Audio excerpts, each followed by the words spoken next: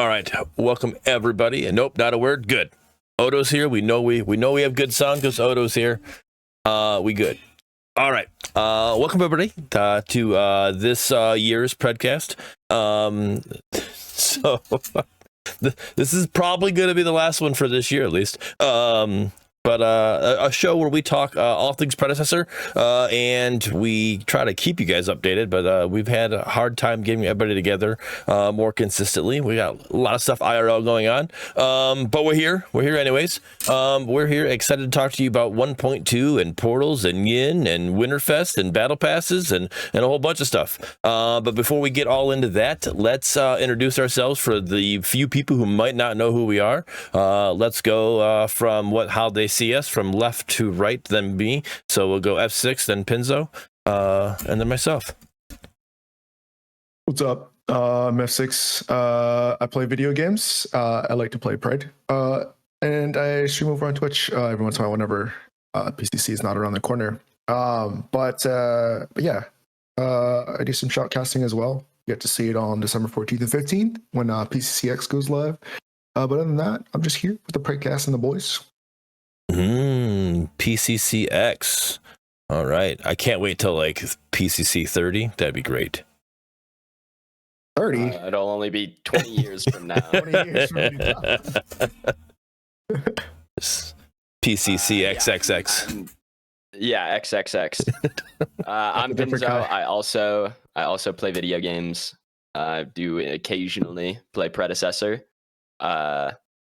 Outside of that, yeah, you guys can catch me on Twitch, YouTube, etc. Pinzo everywhere. You guys can go see me there. Alrighty. As for myself, what's going on, everybody? It is I, the beautiful Wolverine, your Michigan Wonder. Excited to be here. And Odo brings up something great. Actually, I work weekends. I need a tourney during the week so I can play. Can PCC do like a half tourney? You know, like just something a little small, little dabble thing. Yeah. Catch us at PC 30. We'll get something for you guys on that. I mean, I wish we could, honestly, but the way the bank account's set up, only the weekend's available for us. All right. Hear that, Odo? You got to pay your own tourney, and they'll support it for you, but you got to pay for all of them to work out, right? Could you imagine paying into a tourney for you to play? Then you're like knocked out. I'm not saying Odo would be, but you're knocked out like first. Oh, all right. Sorry. We normally do this on Windows stream, so I don't get my notifications. But here's my notifications. So sorry, guys. Oh, like around with the big subbies.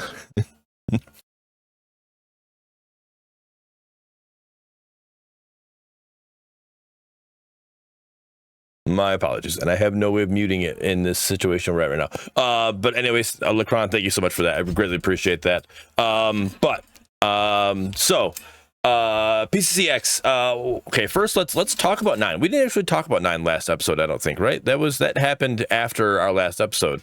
So how did that go down? How was it? How the community feel about it? You know, what was the feedback you guys got back? Because you guys do that after every tournament. You do a little whole feedback. You know, try to get more. You know, what was your guys' feedback like? This time around, we didn't get a lot. I think everybody was pretty much happy, which is good for us. Because that means we keep answering people's problems or solving people's problems. So we're just getting it too much. Some of the stuff, most of the feedback we got were like stuff that we can't necessarily do just because we're not Riot Games, you know. But yet, overall, keyword. Well, yeah, 100K one day. But yeah, no, I think the tournament went really good. Really good competition. And the team that won wasn't supposed to win. Leading up to it, so that was a good storyline for the tournament. Oh, so you're actually what you're saying? There's a script. And they went out. Oh, okay. All right. So it's rigged. Got it. All right. Yeah, I knew there script writers. the team that won it wasn't supposed to win. All right. Interesting. Weird way to weird that, but all right. All right. Okay, guys. I know we've all had a chance to. Well, I guess I shouldn't say that because I haven't been able to catch Pinzo's stream. But knowing how Pinzo streams mornings all the time, daily here, I'm pretty sure you've had a chance to play since the patch of 1.2, right? So you've been able to test portals and yin and all that stuff. And we've all played Winterfest, right? We've all been able to look at the battle pass and see how that went, correct? Yeah. All right, F6. All right, good. All right, so good. We can just ask, we can bounce questions and talk and take notes from there. 1.2. What were your thoughts on the release of 1.2? Where did you guys think it hit or missed according to the community feedback and stuff that you guys were getting from your guys' side? I thought it was fine. I thought it was actually pretty good. I like the fact that I think the biggest thing was the teleporters. That was any type of like talk. But like I said, before I even got to play, it was just kind of play it, see how you feel. And I feel like it hasn't really, not necessarily impacted the game just quite yet, because I still feel like people don't know how to play around the teleporters just quite yet. But also the map is also too small for the teleporters to really like start to be a big game changer. So I think it's fine. I think it was a good addition. It's fun play. Yeah, I think the changes to the pits is actually the bigger change of the patch. Yeah. I think the teleporters are cool and all. I don't think people are very good at using them yet. Even when people do get good at using them, like F6 said, the map is quite small. So a lot of the time it's just it doesn't make a crazy amount of sense to use them in many, many scenarios. But the pit changes are really good. They flattened the pits and they turned one of the riverside wall into a half wall. And both of those changes are really good. I really like both of those changes. So okay. As for the teleporters, I'm noticing a lot of people, I agree with you guys, a lot of people, I don't think they either know about them or understand how to use them, right? Because I've watched people, like, I'm sitting there going ready to go into attack Fangtooth or something, and I'm watching my solo laner like run all the way across the map to come help us when he could easily just take the teleporter and come like right into it. And it's like, I'm like, what do you, like, by the time you get here, like, you could have already been here. We've already been, it's like there's a lot of things like just utilizing it and helping there. I'm not, I'm finding hard times like, oh wait, I got teleporters. It's almost like just trying to remember it's something that you can utilize. I do agree with you. The pits feel great now. It is so much better not having that lip, especially if I'm playing like an ADC and I feel like if every time I felt like I fell off that lip, I'm like, oh shit, now I'm in a bad spot. Like that's like, I don't want to be down here. So now you don't have that feeling anymore. So it's good there. River bugs. What were you guys' thoughts about the river bugs and the 21 minute change, beefing them up? they're cool. Yeah, they still don't have a high impact. It's more of like a small, I guess, quality of a life change for endgame. So like if you get it, like you're like, okay, cool, like this is useful. But still, like I still don't think majority of the player base understand like who to give it to. Especially like the green buff. Nobody knows like what to use the green buff. They just kind of take it and run away. Right. But it is what it is. But like I said, it's something just, I think, getting a little bit more used to a lot of the changes. But I think they're cool. I still think it's a cool addition. The movement speed buff is broken as hell. You get that in Galaxy Greaves, you're literally just sprinting, like sprint mode from or over prime. Yeah, I think like most of them are cool. You get a little bit extra. The only ones I think that actually matter are pink buff, because it gives 20 ability haste, which is actually crazy. I know it's only for like a minute, but that is crazy. And then gray buff, which is absolutely broken. That shit is broken as hell. And I don't even think base gray buff should probably be in the game. I think it's a little unhealthy to like RNG just be able to escape a lot of scenarios. But the enhanced gray buff is actually wild. Do you guys think that the river buffs should do more damage? No, like where they're at. Like, do you think? Because I don't. I feel like it's still pretty easy. I guess maybe it's maybe my build and at the time that I'm going to get them, because I'm not going to get them right at 21, right, as a jungler. Or where I'm at, like I get them if I run in by, like, hey, let me grab this, and like I just feel like sometimes I'm just kind of like, oh, let me. And it's like, oh, that wasn't a couple more hits, but it was nothing crazy. And my health isn't like, there's nothing crazy going on there. I just don't know. The way they talked about it in the dev stream, it made it sound like those, like they're gonna be some chonky river bugs, and it'd be like, no, they're not. You know, it does. Playing support. That's the only time. Yeah, Like, oh, that river buff kind of farmed me, actually. I'm happy. I guess in that River buff sounds out. all right, I guess I could see that. I do want to also give health regen too. Yeah, they do. Yeah, they do buff like up there. You even if you take a little bit, like you heal it back up. It's not a big deal. They heal like 250 or something like that. The biggest thing they bring is being able to fight over it, because you can't just like one shot it and then just leave. Yeah. Now it kind of takes like an extra like second or two, which in a game of timing, like a second or two could be the time where like the jungler's able to pop over the wall, or like enough for you to try and get back and be able to back in time. So I mean, it's very like minute, but it's still like a good change, I think, in essence. But I just don't see it as like a huge change. I want to go back real quick to the teleporters. I know we talked about them, but I brought up the dev stream and it reminded me. They said in the dev stream that you're going to be able, one, you can visually see it on the mini map when they're using the teleporters, which is a good thing in my opinion. But they said you could audibly hear it when it's being done as well.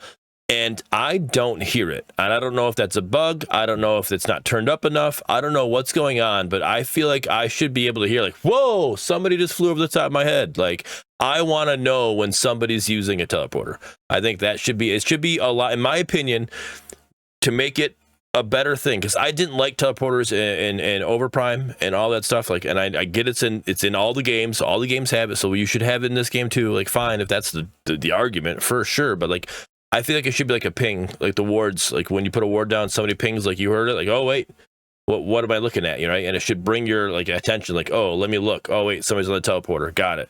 You know, and you know that now half the team is flying across the other side of the map. You don't get that audio that they said you're going to get in the dev stream. Or am I? Are you guys getting it? F6. You shook your head as soon as I said it, but like, are you guys hearing it? Like, no, I don't know if it's bugged or like it's like only the audio when you're next to the teleporter. Maybe that's what they meant, but you don't get that global audio. The only thing you have is a map to look at. Yeah. Did I miss that wasn't me misunderstanding the dev stream, right? That's what they said. Like you were gonna all right. So yeah, that's just something I think needs to be turn the volume up on it, like let people know that it's happening. It doesn't have to be crazy, but you know, like just something to be like, hey, pique your interest and make you look at the mini map real quick, you know. Something I would like to see improvements there. So we did the pit change, we did the river bugs. Buffs in general. Your blue buff, red buff, cyan buff, not cyan buff, sorry. And then your river buff. So blue buffs, red buff, and river buffs. Those are now interchangeable, transferable. That's what I want to use. Transferable. If you kill somebody, what are you guys' thoughts on that? I think it's a good change. I think they should cut the timing, or that the timing should be whatever timing you have left on the buff, it should transfer. So it shouldn't just be like you get to now have like the full length of a buff, even though the person only had 1 second left with it in that situation. That's the only thing I think about it, but I think it's a good change to be able to like kind of get more out of a kill. If you see somebody with like a red buff, or they stole your red buff, but you're able to kill them to be able to for you to get it back. I don't know. I think it's like I said. I think it's like a river buff as well, like a small quality of life change to be able to like just do a little bit more in the game to maybe make a different play. I do believe it is a. It's not a full buff time. It is a half. So essentially, you benefit killing the person after they had it for half the time. Right, because you're going to get a boosted time. But if you kill that person as soon as they got it, then you're only getting half the buff, right? Essentially, they don't get it. Well, they don't get. Yes, yeah. I'm not saying there's not. I'm not saying that. I'm just saying like that. I think that's the balance part of. That's my devil's advocate towards what F6 is saying about them. You know, getting it if there's only a second left. Yeah, they. By doing it, that's where they get the most benefit out of it. Is like it was supposed to be gone in a second, but they killed them, so now they get it for 45 seconds or however that half the time is, whatever the time is they had it. So like, I don't know. I feel like that's kind of the balance of it. Like if you were to kill them early, then you're like you get half the time. So like, I don't know. That's just kind of my thought. I mean, it's definitely like I guess that's their way of balancing it, but I just think it should be whatever timer is on the buff, that's how you transfer it without getting it.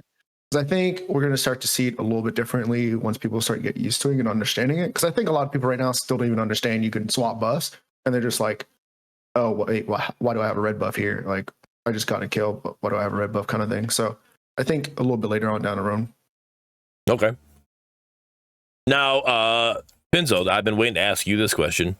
What are your thoughts on balance? I know that's a lot of the things when we do our podcast. So Hugh will bring up items that are overpowered or items that are just underpowered and just like they literally tanked them for no reason. Like, is there anything that we're at right now with 1.2 that just like feels busted or that you feel like it feels worthless, like don't even build it type? I mean, there are always going to be like far ends of the spectrum items that are in the game. I think the balance was fine. They basically buffed tanks a little bit, but only against carries. So I think it was a fine change personally. It was kind of small. Like the only other thing they did was make mid lane just like the most broken role of all time. I don't really know why they did that, but they started it the previous patch too. Like they buffed Wraith leggings the previous patch, then they buffed the rest of the mage items this patch, and I don't know. I don't know why they did that. I mean, now that it has, what is it? This is their 2-year birthday, whatever they posted not too long ago on Twitter or something like that. So they've been live for 2 years or something like that, like a live game or something for 2 years. I do notice that they kind of go in waves of like certain roles. Like you have your mid mages or whatever, like all of a sudden they're big, and then all of a sudden, like, you know, next one is going to be the tanks, and then after that the ADCs are going to have their, like, you know, they're going to have their run for a while, and it's just like kind of like that's almost like instead of like making certain heroes being the meta, it's almost like they make certain roles be the meta. Is that kind of like it's kind of what it seems like sometimes? Am I wrong with that statement? That's fairly standard in MOBAs. Okay. Yeah. I think it's maybe a little more pronounced just because we don't have a ginormous hero roster. So like in this patch, basically all they did, like for mid, right? They did buff mid, but they buffed burst mages. They're trying to make burst mages get picked over the boring ass gadget Iggy picks that you get every game. They're trying to make you incentivized to play like Bellica Gideon, which is why again they giga buffed Bellica to make people play her over stuff like Iggy, to give her, you know, enough value to match Iggy. And it's fine. It's just like that would have other effects if we had a bigger roster. You know, like if there was an offlaner who was like really good with Noxia or something like that, and they buffed Noxia like that, like it can have more effects on the overall meta of the game. The roster in the game is kind of small. Like a lot of characters are kind of shoehorned into one thing. So because of that, it feels like it is kind of targeting characters / roles for buffs. Okay. But I think once we get more heroes, it'll feel less targeted. It'll be more like more hero organized. Okay. Got you. Be more kind of like side characters that are like, oh, hey, that actually does make this character. It won't just be all ADCs getting buffed. It'll be like the, you know, a certain styled ADCs. The crit carries, like, you know, Stormbreaker and the ADC and the actual auto attack carries will get better. You know, that kind of thing. Yep. Okay. All right. That makes sense. I understand that. All right. Our roster is just a little bit too small for those, like, kind of to be able to narrow down within a role and make. Yeah, we get more heroes. Yeah. Solved. More heroes. Well, speaking of getting more heroes on my desk tomorrow. On my desk tomorrow. Yeah, I'm gonna need you to come in on Saturday and Sunday. So speaking of heroes and ADCs, we also got Yin as a jungle / ADC. How do you guys feel about her? Do you, in my honest opinion, I'll say it right up front, I don't feel like she's an ADC. Like I feel like the best players can. ADC? No, she's not. Okay.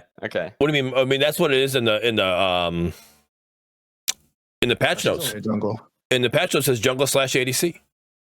I think they wanted to give her ADC role, but in the game, I think they put that in there to make Paragon players shut the fuck up. I mean, okay. I mean, that's highly possible. They literally put that in there just to try and say that she's kind of an ADC to make Paragon players. Okay. Just all right. Because I feel like she's like a jungler solo laner, maybe mid if you want to throw her mid. Mid. Do you? Okay. I mean, I don't play mid, so I just like I don't. I mean, I can see her being there, but like I play her jungle and solo lane. That's the two spots She I play her. does really well into a couple of mages, and I think she just completely stonewalls them. And I legitimately think that's her best role. Okay. I think she's great at jungle. I think she does a great job at jungle.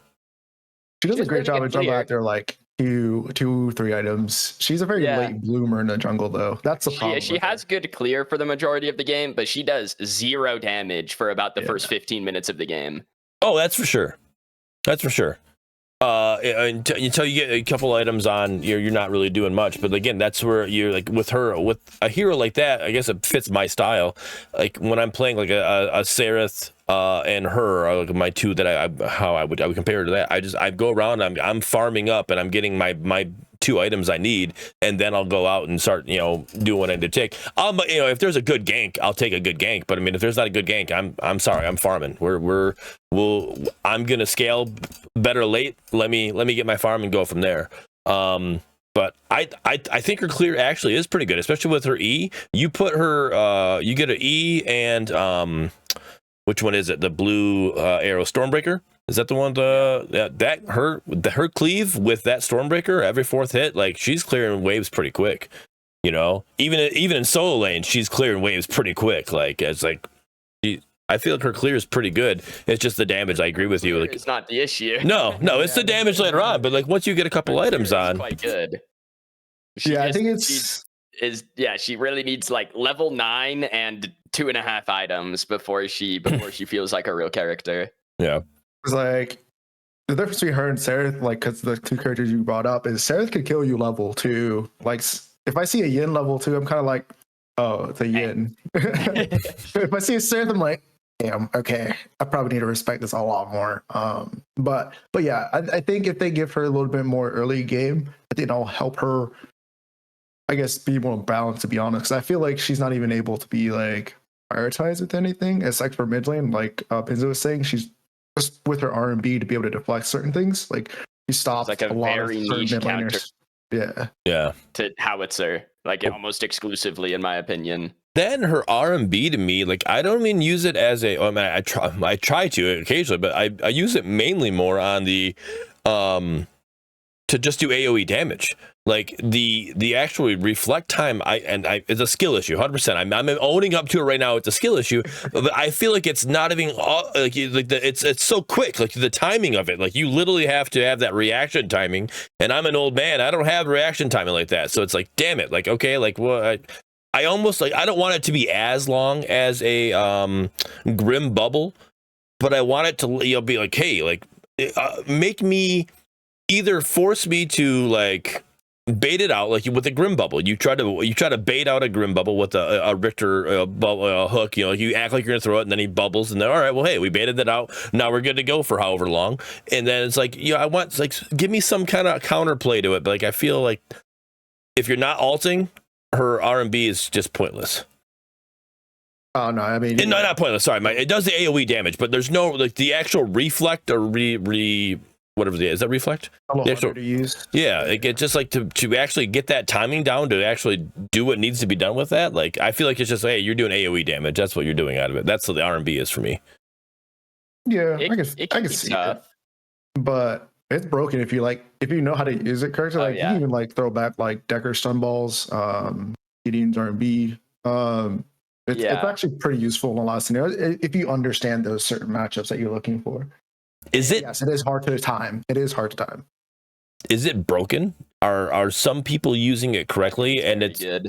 No, not broken, not OP broken. Broken as in like I've seen people, I've heard people of taking like they've timed it with a howitzer missile or ultimate, whatever, and they sent it, and instead of it going back to howitzer, it like went completely different way. Abilities fizzle when you reflect them. How he ultas one. Okay. It just goes sky. It doesn't because it's not it can't really send it back where it came from, kind of thing. It just fizzles.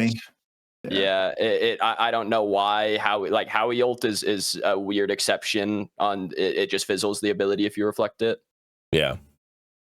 But no, her reflect is good. I mean, I play on like 80, 90 ping, so there are a couple abilities that are like pretty unreactable that you kind of got to guess. Like Narbash Thunk is probably the worst one for me. Like that ability has 0 startup. That shit is frame 1, and it is that is unreactable. Maybe if like max range, I'm not on ping, maybe I could do it, but like that it is an unreactable ability. Yeah. Pretty much everything else feels pretty fair.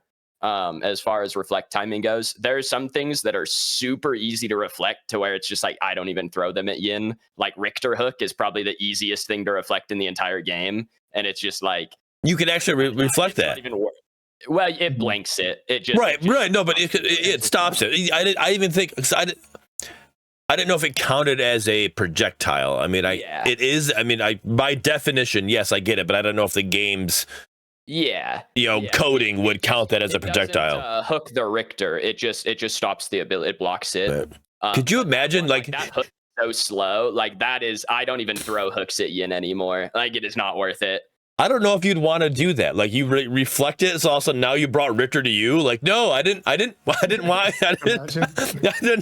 you over here. I mean, it would be. I mean, it'd be.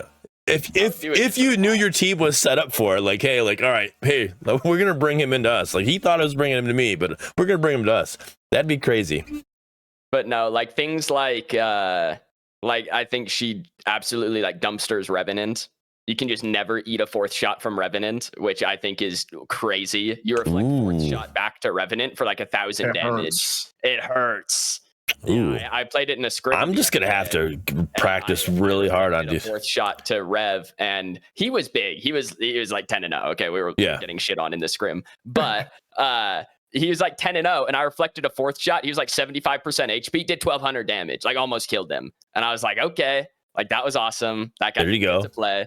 Nice. And it's just like against certain characters, I think reflect is a really good ability. And then her ult, I also think is very against certain characters, just absolutely destroys them. All right, so is busted, especially in those certain matchups, because you can 0 to 100 like anybody. It doesn't matter. You don't have to do anything. You just pop your ult. All right. Yeah. So now that I know that her reflect is working as intended, and I'm just horrible at it, and I understand I just need more practice. Got it. I can do that. My question now is to understand the game even better. All right, let's stick with Revenant and that 4th crit shot, right? The reflection based off of your items that you have built, or is it based off of everything that he has built? It's as if he autoed himself. Yeah. All right. So so essentially he's building, choose your own, pick your poison type thing. Okay. Yeah. All right. So when you have an enemy Rev who has like Imperator and 4 crit items, and you deflect a shot, he's taking 1,000+ damage. Okay. All right. So I just gotta get better at that R&B then. So.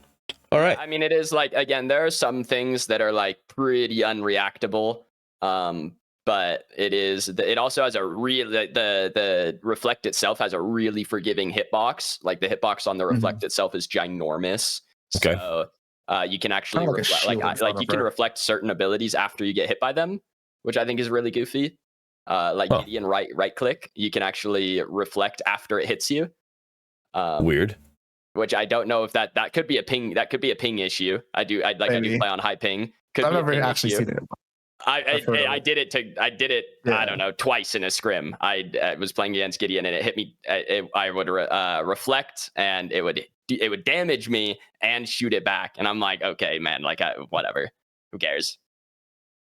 I saw Yin. It's not just Crunch that hard counters Yin. It's anybody that is a melee hero counters Yin, because she's all about reflecting and all about like fighting at a certain distance. It's like anybody that's it's anything that kills a carry. I mean, like really, like she is a carry, right?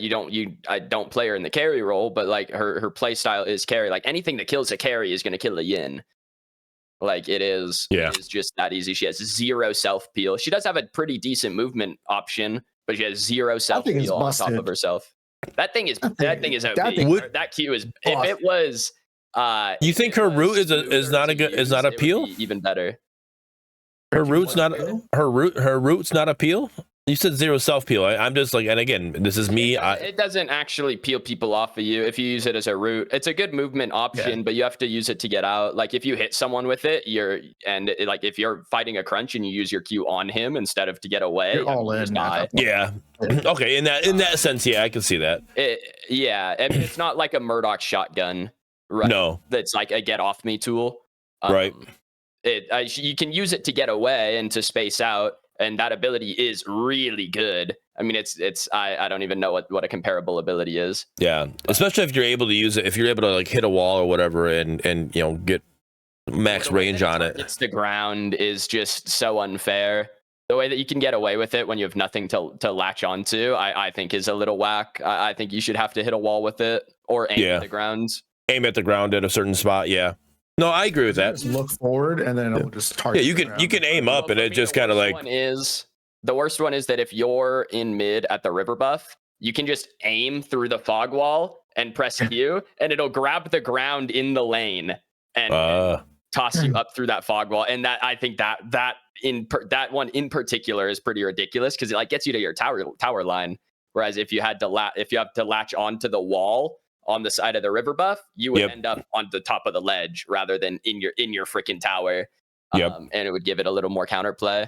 But that one is a bit of a weird, egregious example because I think it's weird that you can do that anyway. But yeah, that one's an outlier. I also feel, again, this is me being not that high a skill. All right, I admit to that. All right, everybody in the comments, I know you're going to talk to me about me being trash, and that's fine. But if you don't land her Q with your engaging, again, I play her mainly jungle, but I also played her in solo. But I think it's easier to land in solo than it is coming from a jungle gank and trying to hit somebody. If you don't land the Q, like you like, let's say you missed it, but you don't hit the root and you don't get the damage off of it, like you almost just need to get out. Like, because there's nothing you could do there from now. Like, because if anybody's strong enough, like Gideon, like can just sit there and just two-shot you, and like you're like, well, I'm glad that all worked out in my favor. Like it's like all or nothing if you don't hit that Q, in my opinion. I think the Q needs some pretty solid quality of life changes, personally. Like what? What do you mean? I think it comes out really slowly. Like it has a really the point at which, like during the cast animation, at which the ability actually fires is really awkward, in my opinion. It makes it feel like you should be hitting people with it when you are not. Yeah, I guess I do feel that way. I do play on instant cast, so I don't know if that accentuates it. But it feels a lot of the time where you're like, okay, like I was aiming right at that guy and it just blanked, right? And then of course the downside is when you blank the ability, when you think you hit someone but you don't and you need that damage, it grabs the ground and it puts you on top of them anyway. So now you're screwed, right? You can't miss the ability and be safe. Like, there's no in between. Yeah, it's not like a Richter hook where you just like, all right, well, I missed the hook. It's like, well, now you're being put into where you tried. It's like, all right, now you're throwing yourself into the middle of the pit. Like, well, sweet, I got no damage off of that. It's like missing a Sobek pluck. Is exactly what it is, except those hurt. That. Mm-hmm. But the only other thing that I think they need to change, it locks you out for a really long time when you while you're doing the animation of the flip on the Q. It locks you out for a really long time, and it does add a little counterplay where you can hit Yin while she's flipping. But I think not being able to reflect or like activate your E while you're in that flip animation, I think it feels kind of bad. I would like to be able to use my abilities, like obviously. At least be able to start your E, like get that little thing started, so when you do land, you're already doing the extended whip. Yeah. Right. Like even like it feels a little bit awkward. I mean, like it's like almost a full second of lockout off of it, and I think they could cut it in half, and it'd probably be fine. Yep, I agree. I don't think that would break the character. I mean, the character is wildly matchup dependent. So I feel like even if you buff her, it doesn't make. I feel like it'd be hard to make that character playable every game. Like even if you buff her, she'll just be stronger in the matchups that she already wins. They would have to buff her auto attack at like a substantial level to like she just out damages you. You'd have to kind of do as much. I feel like she would have to do as much damage as Sereth. Like it would be. Well, and that's the thing is that Sereth has 3.5 damaging abilities, right? Yeah. I mean, depending on whether you count her ult or her E as a damaging ability, right? She has at least 3, if not 4, right? And like that's why people are like, oh, can you build, can you go the Bones Basilisk, Bruiser build on Yin? Bussin'. It's On really good Seraph, on on Seraph. On Yin, it's Yeah. just like you can. She doesn't have. But it's doesn't not have the like damage all ability. your only damage is autos. Like I will say, side note, you can go an assassin build on Yin. You can go like a Malady full pen build, an ability build on Yin, and that shit slams. She has 2 damaging abilities, but her Q is like 120% scaling, and her right click is like 100%. You can get your reflect cooldown down to like 3 seconds. And it's like 700 damage every 3 seconds, and it has the reflect. That's really fun. I don't think it's super good, but it's really fun. You just insta kill people if you Q right click them. It's crazy. I do agree, though. Those are just very fun. Just never like. There's very rare times where it's like, yeah, this is the best. Oh yeah, I wouldn't. I don't think it's good. I'm not gonna see that played in PCC, but it's the most fun way to play in. I do agree with you on her Q. I don't play an instant cast. I do have it where I have to confirm it. But there's those times where it's like you felt like you got close enough. It's like, all right, confirm, and it's like you're just trying to you over anticipate it, and you didn't go green, so you didn't see it green, but you thought you did, so you quick, and then it's like once you do, it's like you get into that situation, just like, now I'm in a bad spot. How do I get out? Now, so then you got to use your flash, or you're using your ultimate to try to give yourself a little bit of a speed boost. Like you're doing something that you don't want to do because you're not the engagement you wanted. Is not how it went. You wanted to go down. So, yeah, I do. I will say I think she's one of like the hardest heroes in the game right now. Like I think she's super punishing played incorrectly. So I think it's kind of cool to see like. A lot, like, I mean, like 6 months ago, everyone would have, like, if you were like, hey, what's the hardest character in the game? A lot of people are like, Wraith is the hardest character in the game. And it's like the only skill for Wraith is literally like putting your crosshair on top of enemy players. And like that's the only skill. And I think it's neat, like, now that we have like a character like Skylar, even who's similar to Wraith, and a character now that, of Yin, who's just like extremely punishing if you mess up anything, like your positioning, you miss an ability, it's extremely punishing. And I think it's neat to see kind of like the skill ceiling going up, because I do think that character is like pretty hard to play at a top end. Yeah. A fed and good, like you'll see the difference between like a good Yin and like a bad one, because like you'd be like, why the hell is this Yin just eating everybody alive? And she's like level 5, right? You're just like, she's just making all the right plays. When you're like, I can't kill this guy. Yeah. Like the character is so hard to kill when people play well. It's ridiculous. You're like, bro, please come back. You're like, I thought she was dead. Yeah. And she's not. She's definitely a high skill character. Which I, like Penza said, I like and I'd love to see more of that. But I still think she needs a little bit of early game buff to like make her more playable all around hero. But not too much. I think they need to just add something to the E. I think they should just make your autos do bonus damage while your E is active. I mean, it doesn't, like, activating the E doesn't give you anything. Like, all the damage is on the passive.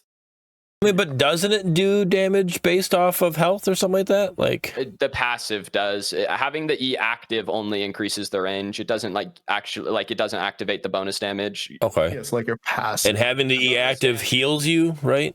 The passive is on the E is every third attack does I don't know if it's missing or max HP damage, but it does HP damage and it heals you. Okay.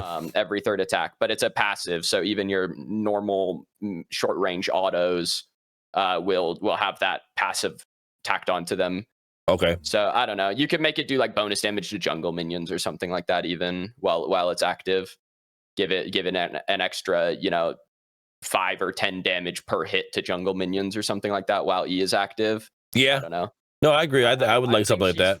Fine. I don't like. I don't know. Again, if you buff her, it doesn't make her good in more situations. That's the thing. Like it would just make her better in the scenarios where she's already really good. Yeah.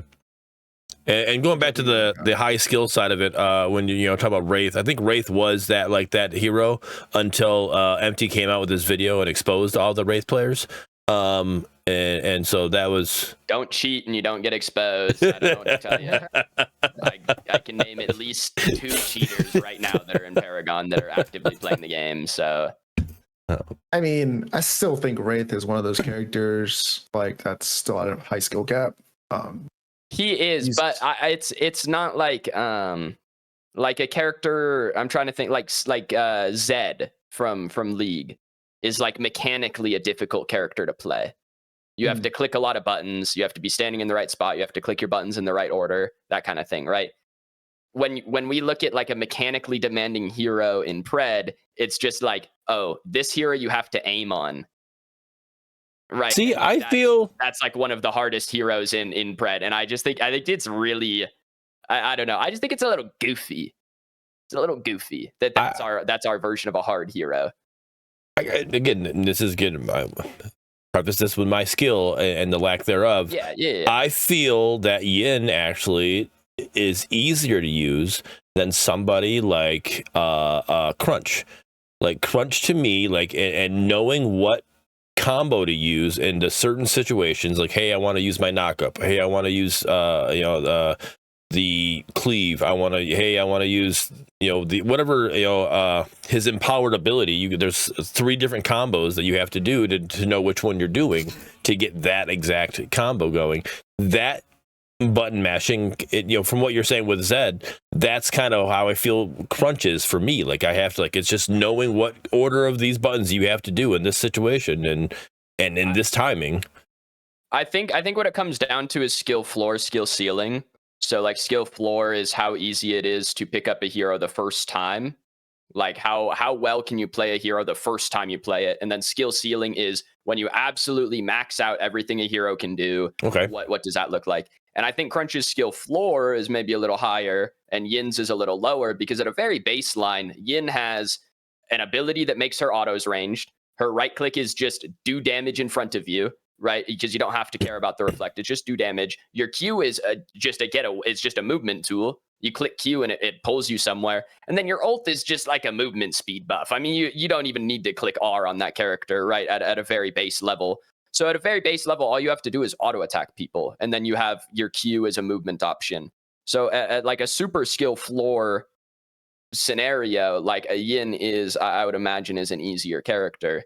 Whereas Crunch, you have to know like at least basic combos, right? When you get to like skill ceiling, I think both of them, like I would say Yin is probably a little higher, but like both of them are pretty high skill ceiling characters. Okay. There we go. All right. Let's see. 1.2. I think we hit everything in 1.2, or am I missing anything big wise? The Orb Prime backing. Oh yeah, Orb Prime backing. Yeah, it's fastback. You know what? That shit's OP. I forgot it even thing. I don't use it. I haven't used it. I've had Orb Prime plenty of times, and I haven't used it because I forget that it's even a thing. I've been trained. My mindset is like, hey, we got Orb Prime. Attack. You're gonna regenerate. What are you backing for? Attack. Utilize it. Oh, It's just like Prime and back and spend your gold. Yeah, because because even Mini Prime gives you that buff. Yeah. And I don't even think about it because, again, I've been trained. My mind is like, hey, you're getting healing. Go. Mini Prime, you don't get the healing. But, like, Mini Prime, usually I'm like a Chimera, and I'm already healed anyways. What am I backing for, right? I'm trying to go, get a tower, T1 down right now. So that's where I'm going. But, yeah, like, I need to... I forget that it's even a thing. I think it's a little OP. I think they should nerf it.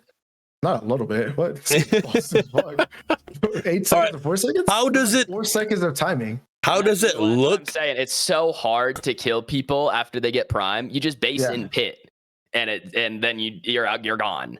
There's no reason to run away. My question has nothing to do with skill. My question has all to do with the lookability of it. How does it look with the backing animation? Like if you have the tentacles, half of the backing animation. Oh, so you don't even get the full tentacle enclosure of that that one, the undertow one. It's the first 4 seconds of the 8 second. They should put it on 2 times speed. The backing animation. It does sound different. If you hear it, it does sound a little bit quicker. It sounds like more empowered, I guess. Not quicker, but empowered. It has a different audio on the base, but like all of the recall animations and stuff. Oh yeah, play at normal speed.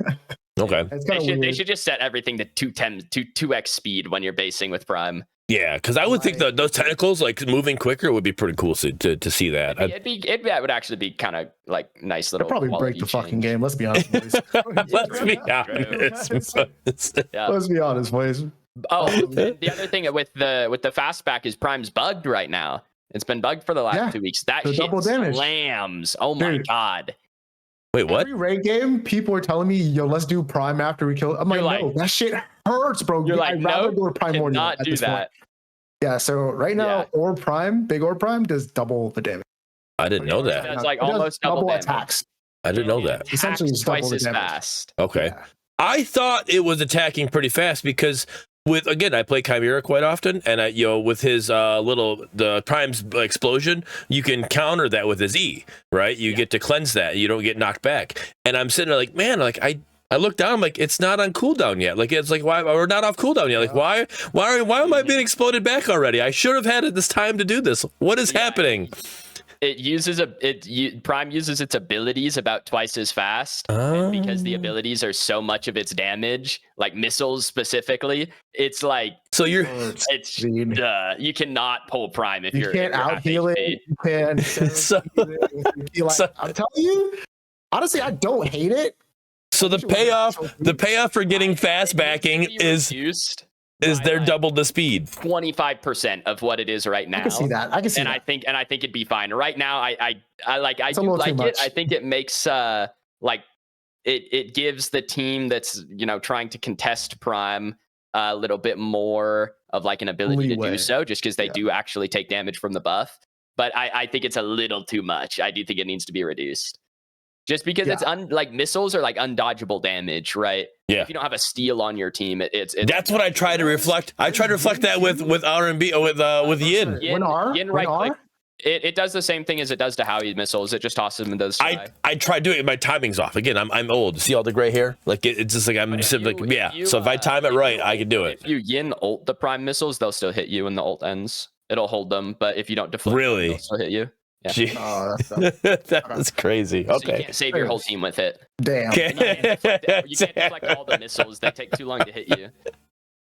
Oh, damn. I do like it. Like it was like something that like it's probably a bug, but at the same time it's like that's actually kind of what we needed. Scared the hell out of me. Oh yeah. The first time I was like, there's no way we're doing this.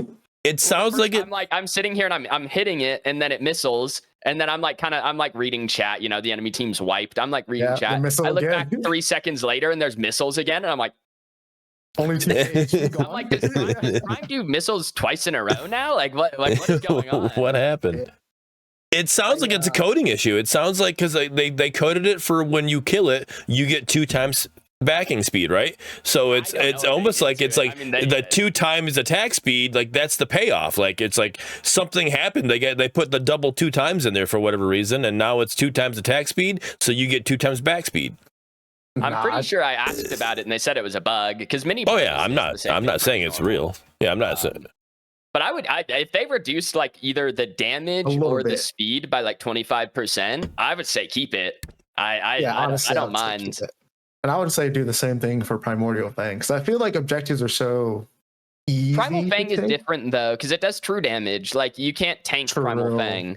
Okay. And it does HP damage. So like you're taking X amount of your HP when Primal Fang breathes fire. But usually it's the tank, right? Like not like the big AoE. So like, but that's more effective HP that you're losing too. True. Right. Yeah. So it's I don't know. Like I think Primal Fang is fine because it actually does like do real damage. Like Prime before was kind of whatever, man. Like who cares, right? The Prime before you just run at it and just be like, yeah. I mean, you 2-man that shit. If the enemy team has a crunch, you got to be careful because crunch plus carry 2-man's Prime, and it's kind of ridiculous. I was surprised actually.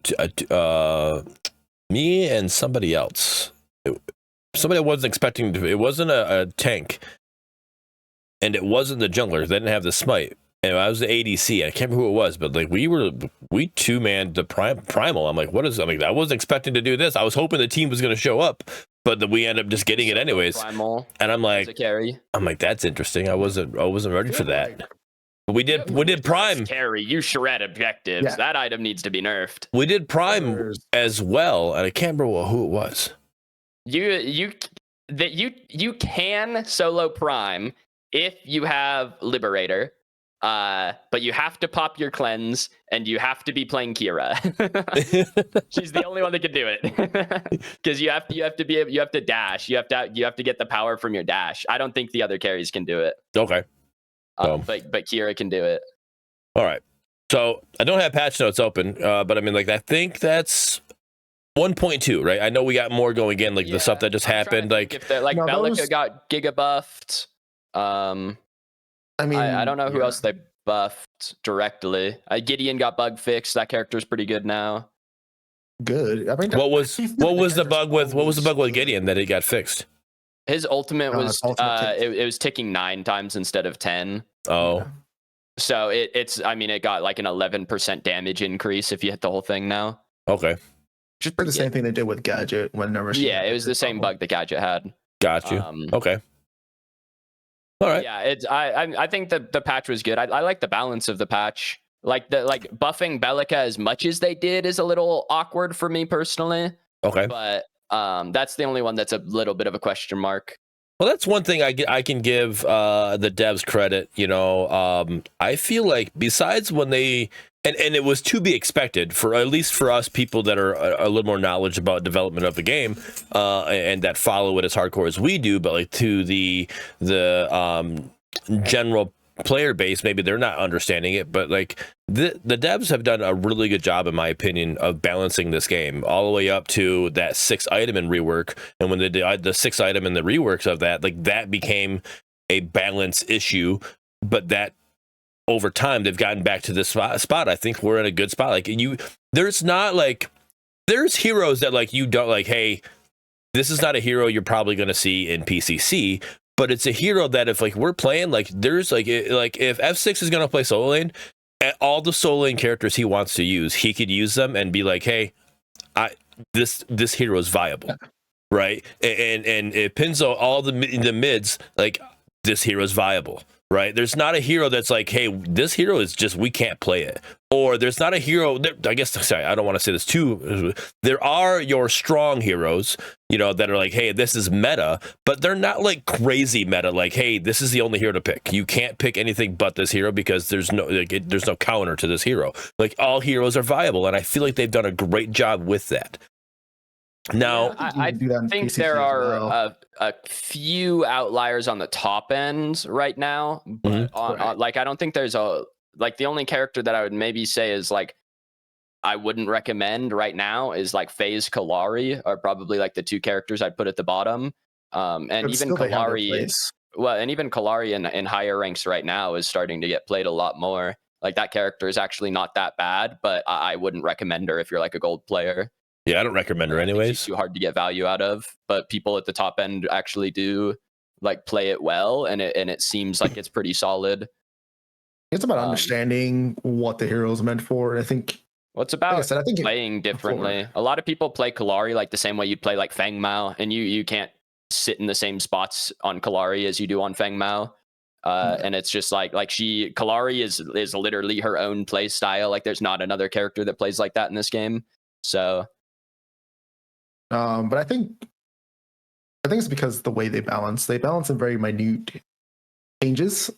There's no reason to make like large changes when the game's pretty balanced, right? Right. Yeah, and I mean, what I'm saying is the time that they should have done it was like early on, was like just make random big changes for no reason just to see what people say. But at this point, their way of already doing it is going to be the best way throughout everything. So I feel like it's still just going to be pretty balanced the way through, as long as they don't make any like drastic changes. Because I think even the 6 item balance changes was not bad at all.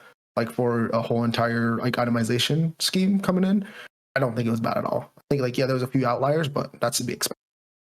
No, I mean, like, well, even what they did with this patch, I think was nice. I mean, like, again, they buffed burst mages and they didn't really nerf the dot mages at all, but now you're just more incentivized to play burst mages that take a little more skill, timing, etc. And you know, those mages, building the good items on them, you get an extra 15 power or something at the end of the game, right? Which is not crazy, but it's something.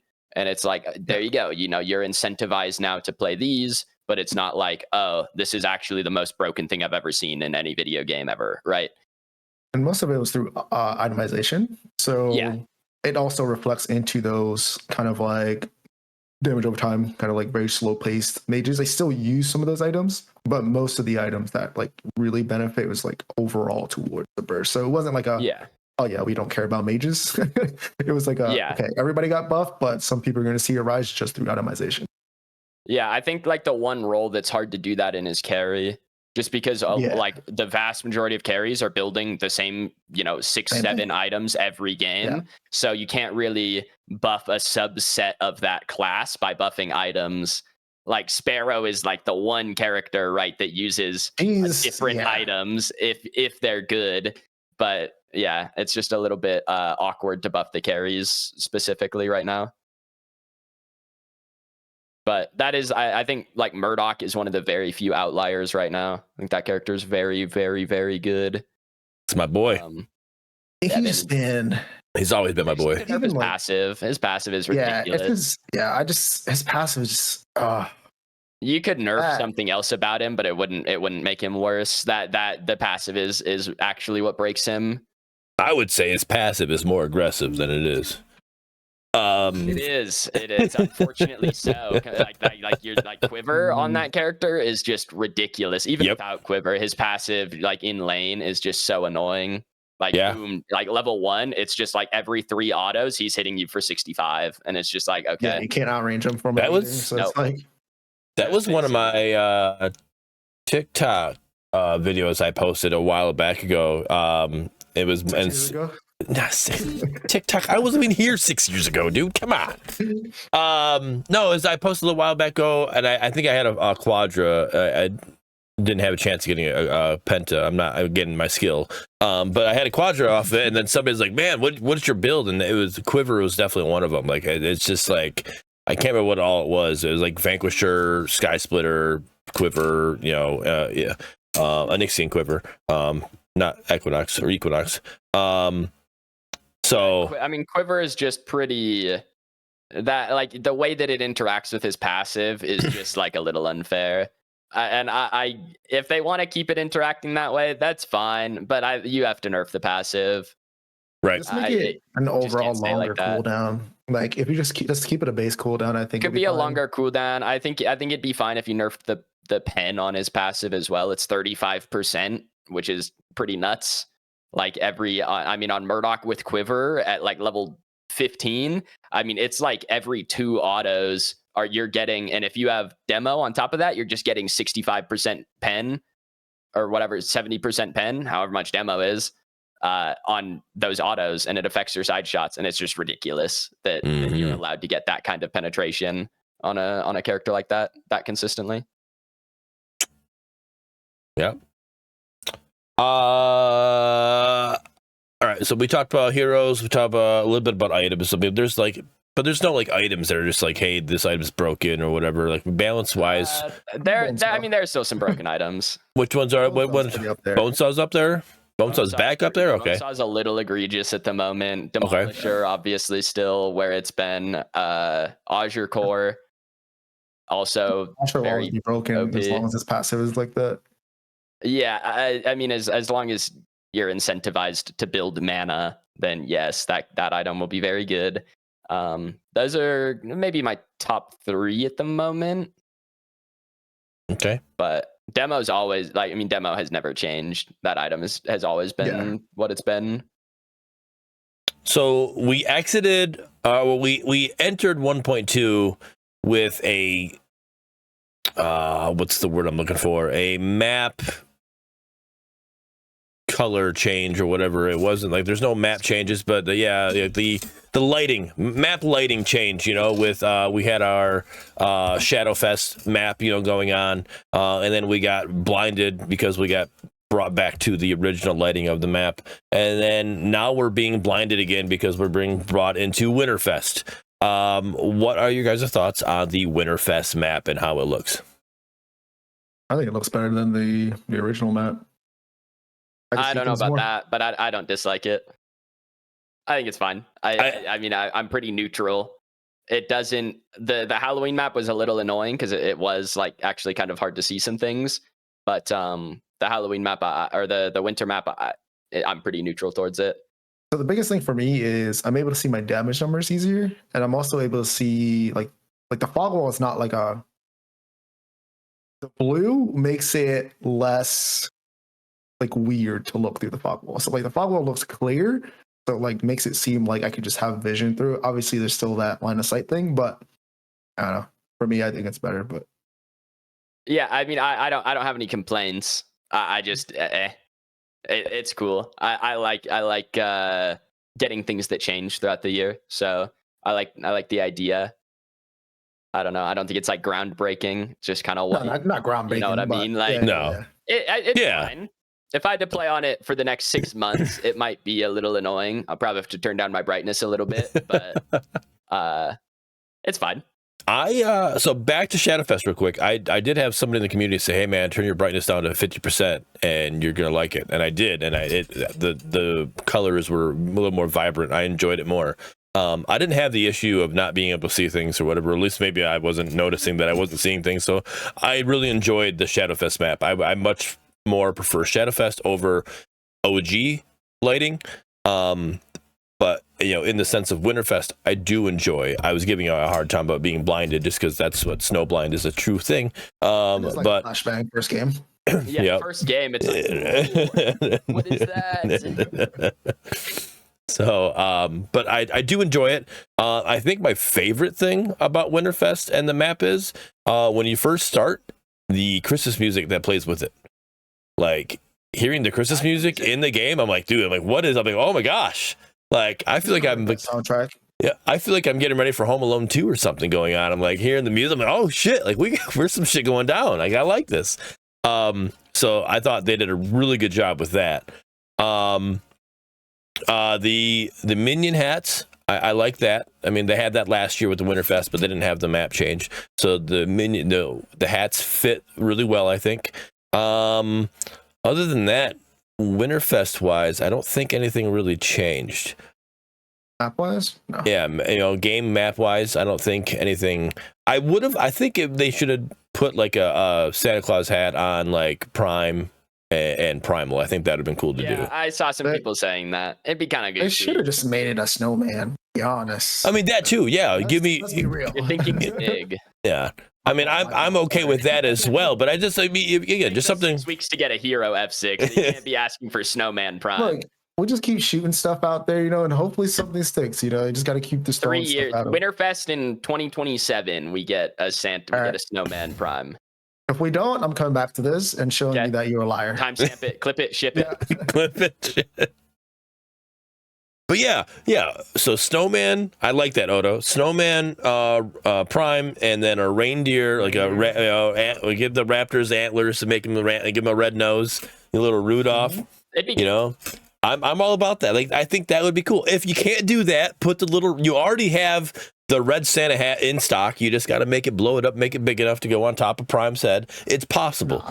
Probably breaks some. Let's be honest, guys. Prime does quadruple damage now. Yeah, right. Every attack, so his one attack does all the attacks. Like it just missile, knockback, slam. Kills you. Touch Prime. It's the price you pay, man. He's got a Santa hat on. What can you do? If looks could kill, that's exactly that definition right there. But all right, so besides that, map wise, that's all we got Winterfest, which is not I don't mean it in the negative way. That's all we got, but we're done talking about that side of it. But we have the battle pass, and starting off the game, and all of a sudden, bam, you got this little gnome Santa Claus looking dude in Argus and his new skin. Right there in the battle pass with what they have going on. What are your guys' thoughts on the battle pass? What are you guys' thoughts on what's in the battle pass? What are your thoughts on the free stuff? Let's just go into that. I think it could be more interactive. It's very not all over the place because it's really not. It's more of it's not your typical battle pass where you get to see oh, this is my free track, this is my premium track. I think they could have put a little bit more into that aspect of it. And then also buying individual levels would have been cool. So like, hey, I don't have the first 15 levels, but maybe I want to buy like the first like 5 levels of this battle pass, right? So you're not able to buy like individual levels, which I think was a missed opportunity. Oh, I thought you could. I thought you could too. I've only seen the first 15 and then the entire thing. Okay. Am I tripping? I thought you could. I know you could buy the whole thing. I know you could buy Yeah. it right at the end, but I also thought you could buy levels. Because I want to see 2 things. It's you get the 15 levels and then buy the full battle pass, or then buy the premium, or the 3 options. I'll take your word for it. I didn't look into it very hard. I was trying to buy like up to a certain level. Like, hold on, let's see if I can just buy individually here on stream, and then you couldn't. So maybe I'm tripping. I do know that it is a dynamic pricing. So let's say if you're at the beginning to buy up to level 15, it is X amount of platinum. If you are like level 5, then to get to level 15, you get a discounted platinum because you've already got that far up. I do know dynamic pricing is involved, but I am on the Pinzo side. I thought you could, but I didn't look into it like that. So I wasn't paying that much into it. So that's something we can look into. If you guys do figure it out, let us know in the comments down below. If you're watching the YouTube version.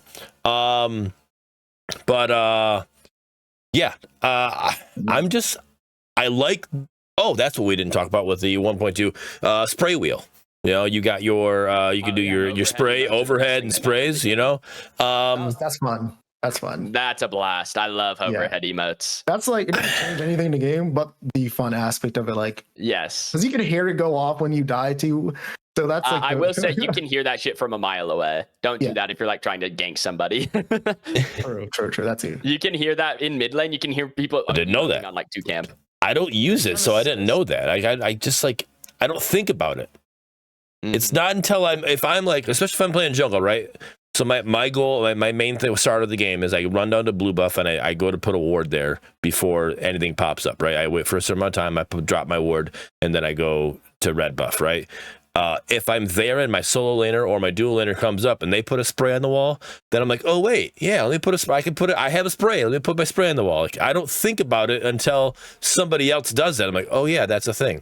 Like, it's just never my mindset to go like, oh yeah, let me do an overhead emote. So like that part of the battle pass to me, like, it's cool and all, but like it just like, I don't know. I don't think anything of it. I think the contents of the battle pass are solid. I mean, it's a $12. I mean, it's whatever. It's 1,000 plat, which 1,000 plat is like, I mean, it's $12, but you have a little bit left over, whatever. Right. Anyway, I think the contents for the price are good. The skins in it, it's like a rare skin with 2 variants for Argus, and then a common skin for Zinx, and then I don't know, overhead emotes, sprays, profile icons, you know, some small stuff. I think for the price, it's fine. I do think that leveling it is a little bit slow. Yeah. It's like 2.5 games per level of the battle pass, which I think is probably too much. 2.5 games of standard or ranked mode. If you do brawl mode, you're getting you don't get that much XP off of it. Yeah, I think I know where they're trying to go with it. Like, they want people to play it through the entire time, but people also don't want to wait the entire way until January 7th because like Christmas is over, right? Well, and one of the things that like my chat was saying is, you know, it's the Christmas season. Like people aren't going to sit down and just permanently play the game, right? Like people go and do things and are out of town or are hanging out with family. Like it's not something that should probably make you play like 2+ games a day to be able to complete. Like it should probably be less than that. Like, I think, like, in my opinion, it should probably be about 2 games per tier, which would be 60 games total for a 35 pass. I feel like that seems fairly fair. But the other thing that people were pointing out to me is that there's no experience boost for buying the pass. Like when you buy it, you don't get, you know, a 25% experience boost to let you level it faster. Like you do with the Affinity. Right. Yeah, like the affinity. And if they did something like that, then it'd be fine where it's at. If you want to play it for free, that's fine, right? You do you. If you want to buy it, you'll level it up a little faster. I think that'd be fine. Yeah. But it is also their kind of first try, so we'll see. Maybe next week, because we have a balance patch next week, maybe they'll adjust it. Maybe they'll toss in an XP boost if you bought it, or give everyone an XP boost or something like that. I don't know. We'll see. Right. I do wish that with the battle pass, a couple things. I wish whenever I hovered over an item or whatever it was, that would take over where Argus is at right now. Like if I want to see what that spray was, like give me a bigger version of that spray so I can see what it looks like. Or if I want to see the banner that you can get, like whatever banner I'm unlocking next, I want to hover over that, show me that banner.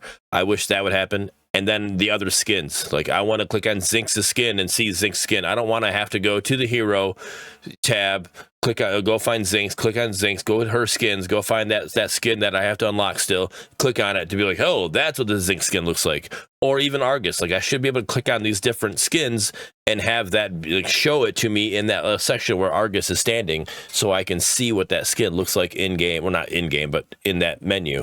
Like, I think that needs to happen as well. Yeah, I mean, it'd be good quality of life. Just make it function a little bit smoother. Yep.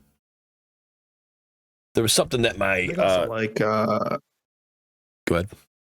Like being able to interact with like the skins. So like when you click on one throughout the battle pass, like you're able to see like the actual skin instead of having to like go to the actual skin on the character. Yeah. I think that's also. Yeah, I mean, it would be really nice quality of life. Yep. There was something else in my community said, and I can't remember, and I'm sorry that I'm forgetting that. But I don't.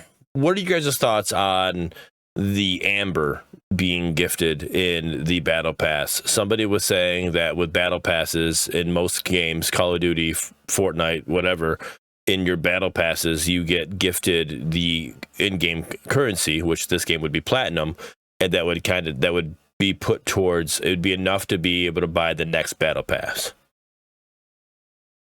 This is a seasonal battle pass. Like me personally, it's a bonus.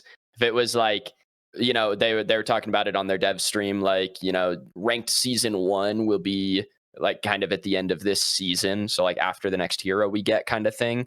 And if they were to do a season battle pass when ranked season 1 came out, that was 2 months long or whatever, then I would probably understand the argument. For something like this, it's kind of whatever. The Amber's on the free track anyway, so like I agree with that. You get the Amber for free, just a bonus, right?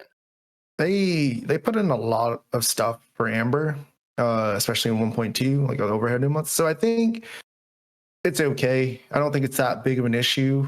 Especially like Vince was saying, it's like a very short battle pass. It's not even like a seasonal battle pass to where like it's a longer duration. You're expected to grind a lot more. 150 levels normally. Yeah. Yeah. So I can see where like, okay, maybe you get like half the plat back, right? Maybe, but I don't think it's that big of a deal. I feel like that's one of those conversations of everybody wants something for free kind of thing. Yeah. I mean, everyone wants everything for free, right? Yeah. I mean, like the battle pass is 3 variants of a rare skin and a common skin and a jump pad and a recall effect. And like those things alone are like 2,500 plus plat. And yeah. It's 1,000. No, and that's what I was saying to my community last night is like the 1,000 plat that I'm paying, the 4 skins that I'm getting, and yes, I said 4 skins, pun intended. The 4 skins that I'm getting is worth that alone. Like not counting anything else, not counting in the overhead sprays, not counting the banners, not counting the avatars, nothing. Like I'm not worried about the rest of that. The skins themselves is already paid off with just the 1,000 plat that's been paid. Yeah, I mean, if you're someone who plays the game enough to max out the battle pass, like they're always worth it.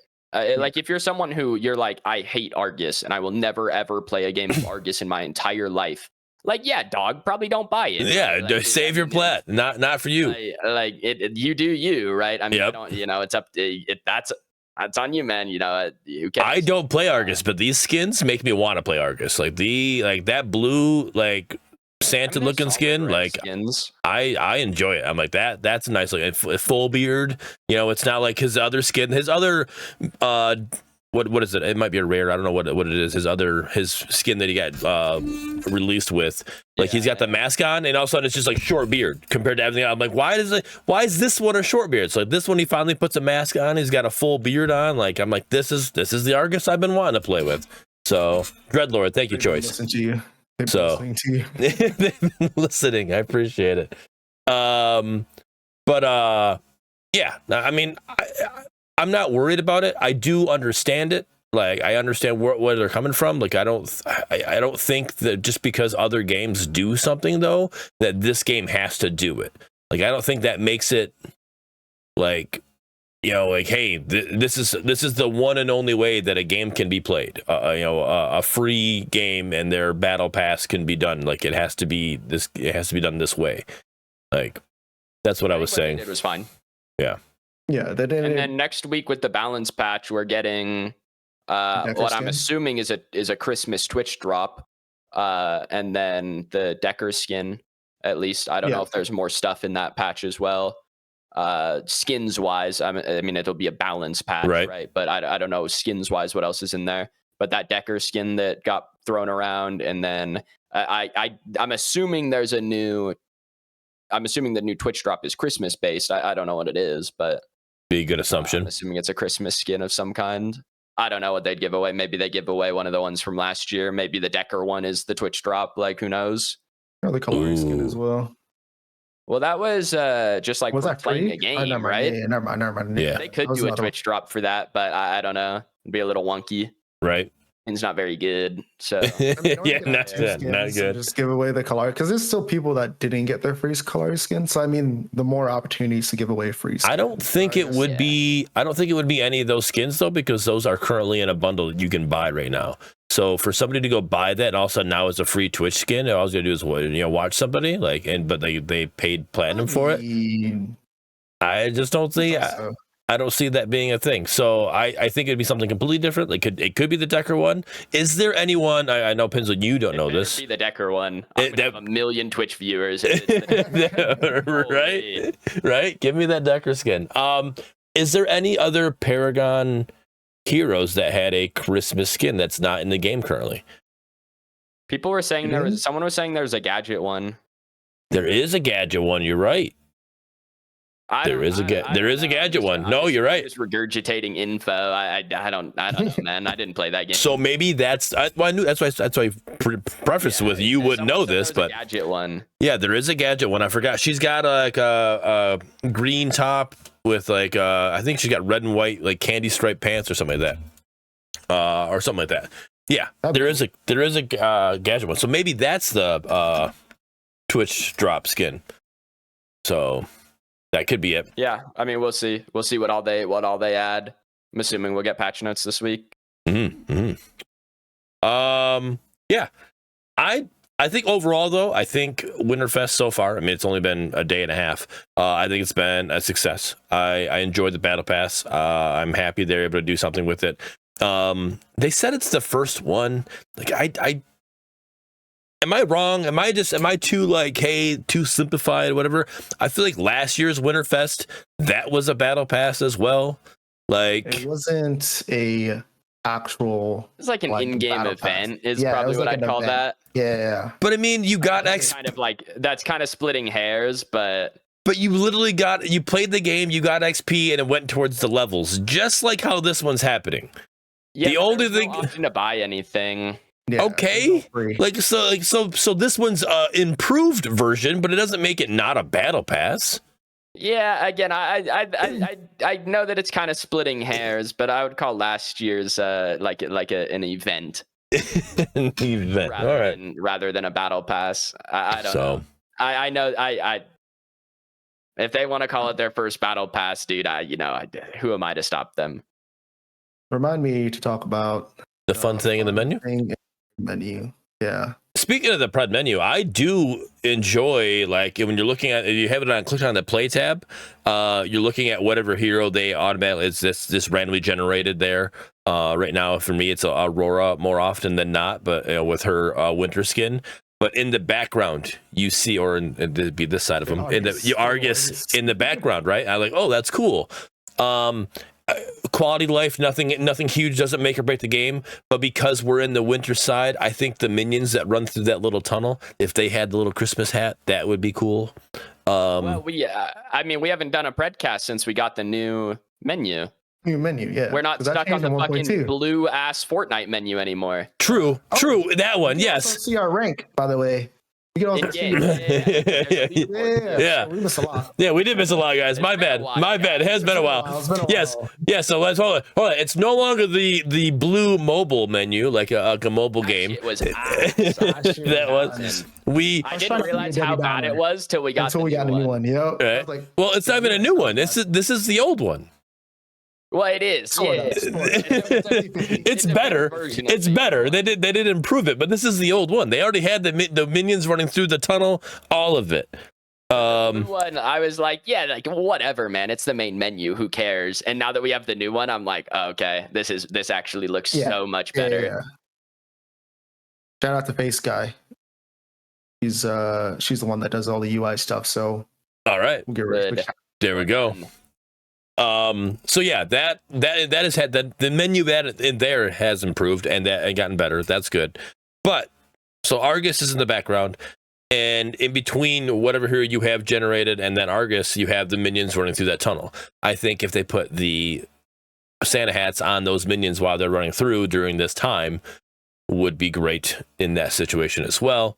But again, that's just more of a quality of life. That's not like a make or break or like, hey, I can't believe you didn't do this type thing. That'd be cool to see. But having Argus there, and then when you click the Winterfest tab, it goes from that hero and it zooms into that Argus. So that's why that Argus is sitting there. So that's pretty cool all in all, how they did that as well. Yeah, I like that. Yeah, let's go back to the things we missed. Menu. What else was it we were just talking about? Things we haven't done a podcast. Your rank leaderboard is up there. The match 6 almost on it. the match screen, and now it shows you. Yeah. Show cat. Yeah. Okay. Sorry, the cat. We didn't even know you had a cat. Oh, a little calico one, huh? Aww. What's his name? It's she, and her name's Whiskey. What's her name? Whiskey. Yeah. It's a she with the name of Whiskey. She's not supposed to be up there. All right. So yeah, the match tab now shows you. Doesn't it show you like your matches, but it also shows like your items you built and stuff like that? Like, doesn't it kind of go a little in depth of like KDA items built? Yeah, a little more in depth with your past matches, so that's huge improvement there.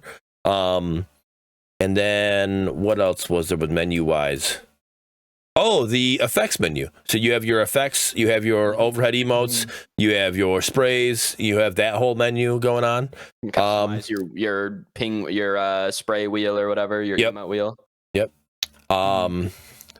Yeah.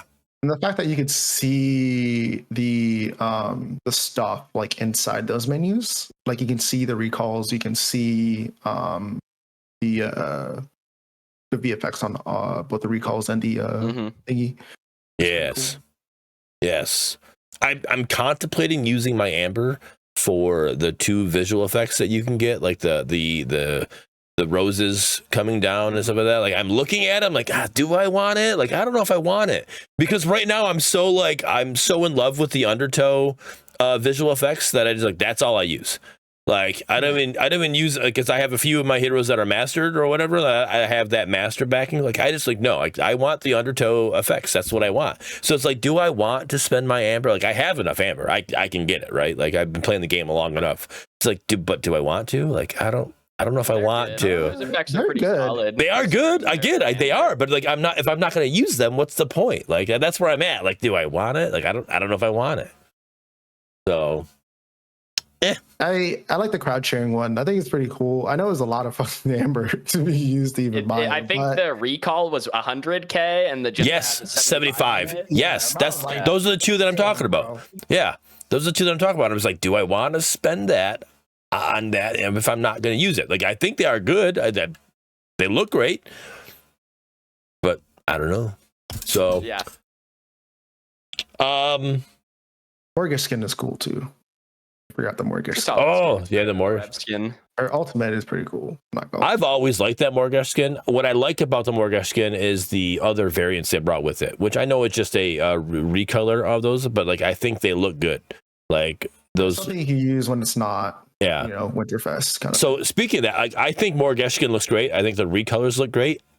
Aurora, her skin looks good. Her recolors, I do not like. I don't think her recolors fit.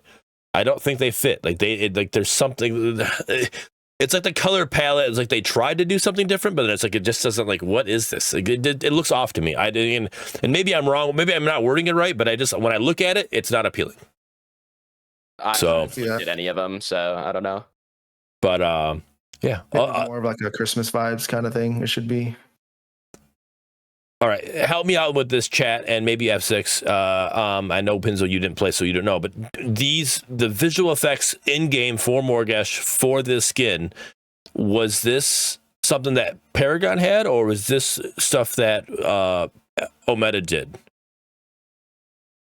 I'm pretty sure Ometa made all the effects. Yeah, Ometa made it because I know with Revenants and effects in similar, Paragon, but I think they had to remake everything.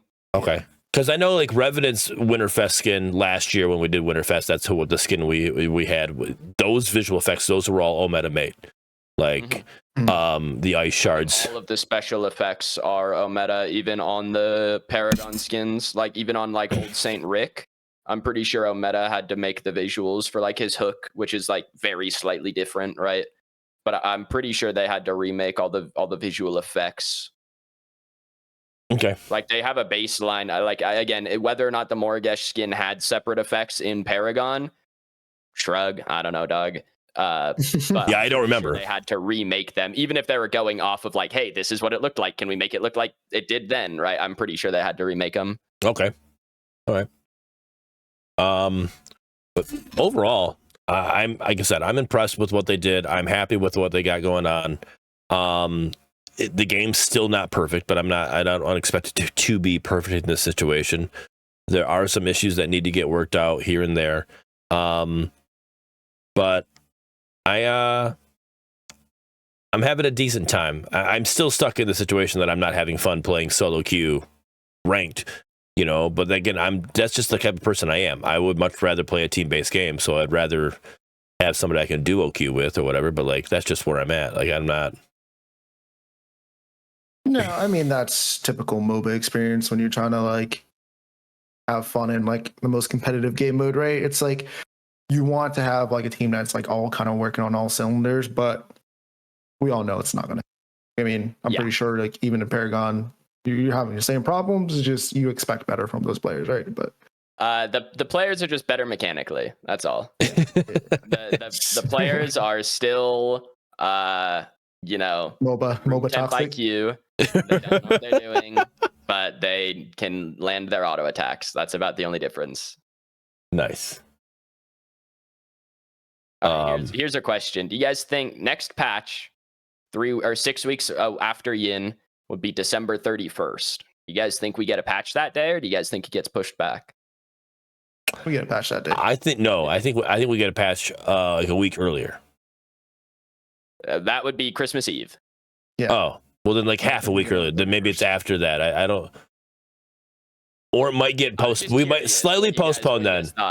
Slightly. Well, you know what? No, I think we get it. This is what's going to happen. We're either going to get a big patch, decently sized patch, like, hey, here's this because we have the holiday coming up and we're taking this break.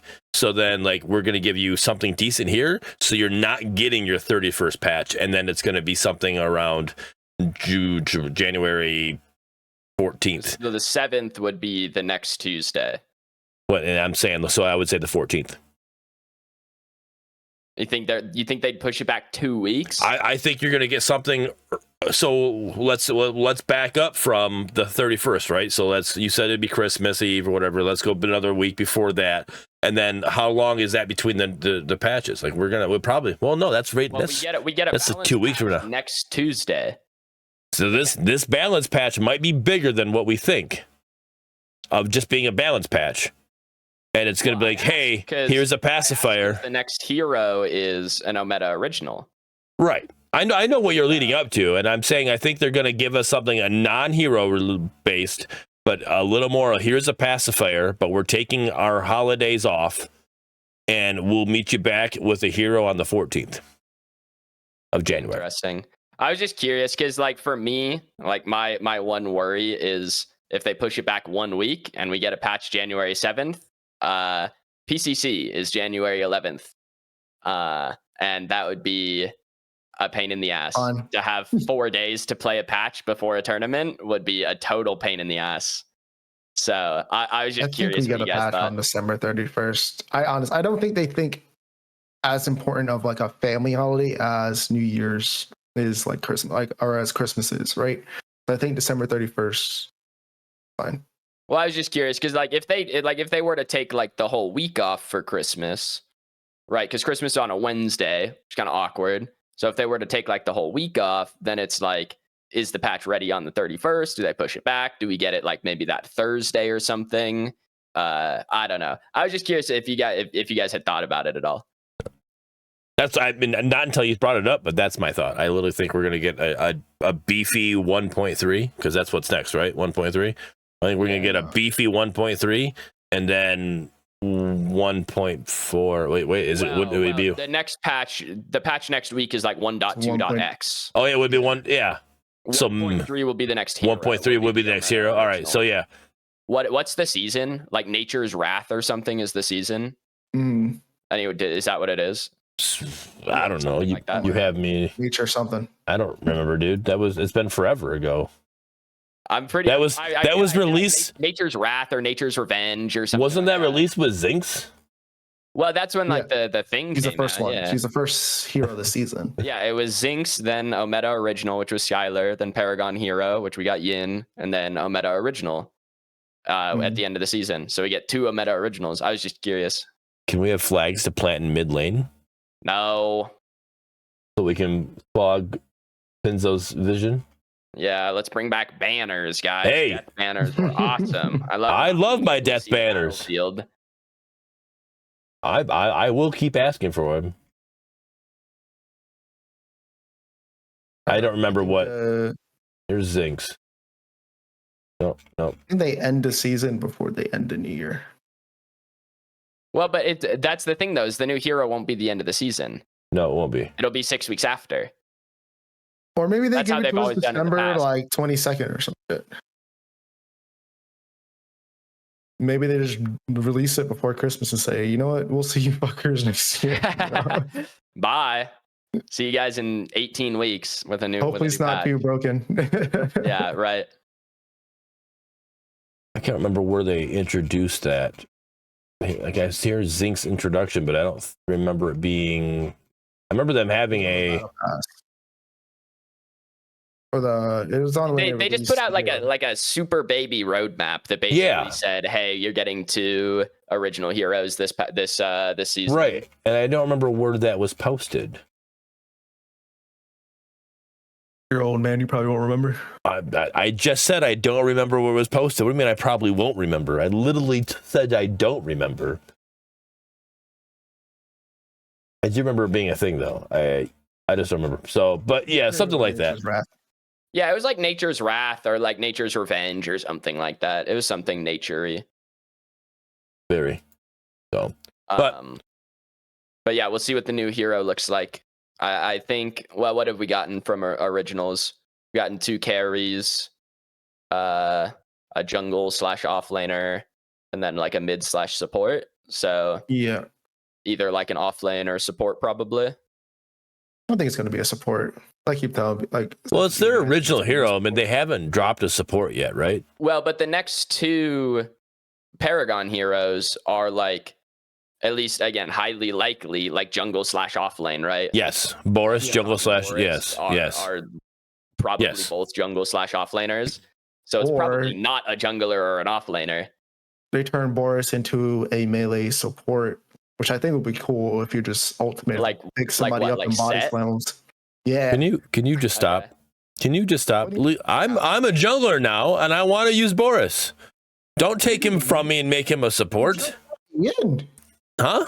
I could see Boris. as I don't like a want Set Jesse sort of in. I character. get. Yeah, I want other heroes. Like, well, there's another one. I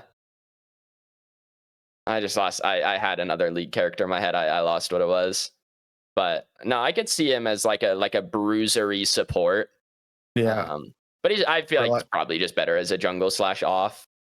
No, it'd probably be like maybe a support jungle. That'd be kind of dope. It'd be cool. Get like an Amumu sort of vibe. Oh, Play it dude. everywhere. That would be great. That would be great. So, I think it'd be awesome. speaking of League of Legends, when is Omega teaming up with Netflix and dropping their own version of Arcane? Yeah, once we never. first of all, I don't think we have a storyline of any of these characters. Maybe Skylar at the most. We That's have like the 2 most storyline. paragraphs on Argus. Yeah. That's about it. That's Well, we know that Kira is hunting Countess. Who isn't Everybody hunting Countess? And we know that Zaris is fighting for an empire of his little Nim or whatever it is, Nier fighting for Nier, and Skylar, we know her whole situation, not her whole situation, but Argus were doing pretty decent, but they're doing okay with their OG heroes, but they're not doing much for Paragon. Side heroes. note, just thought of this. Do you guys follow Thunderbrush on Twitter? yes, that dude's awesome.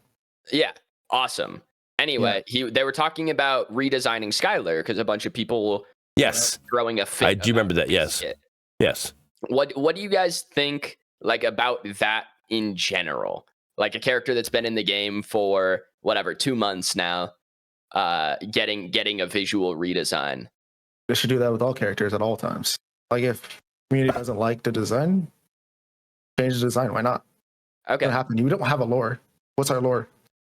We're before Paragon, so who knows the lore? I don't think it should be done with all characters at all times. I think it should be done with characters that hit the mark and that miss the mark, right? Like I feel like these characters are the characters that have been in there. Like this is they're there. This is what you know them as.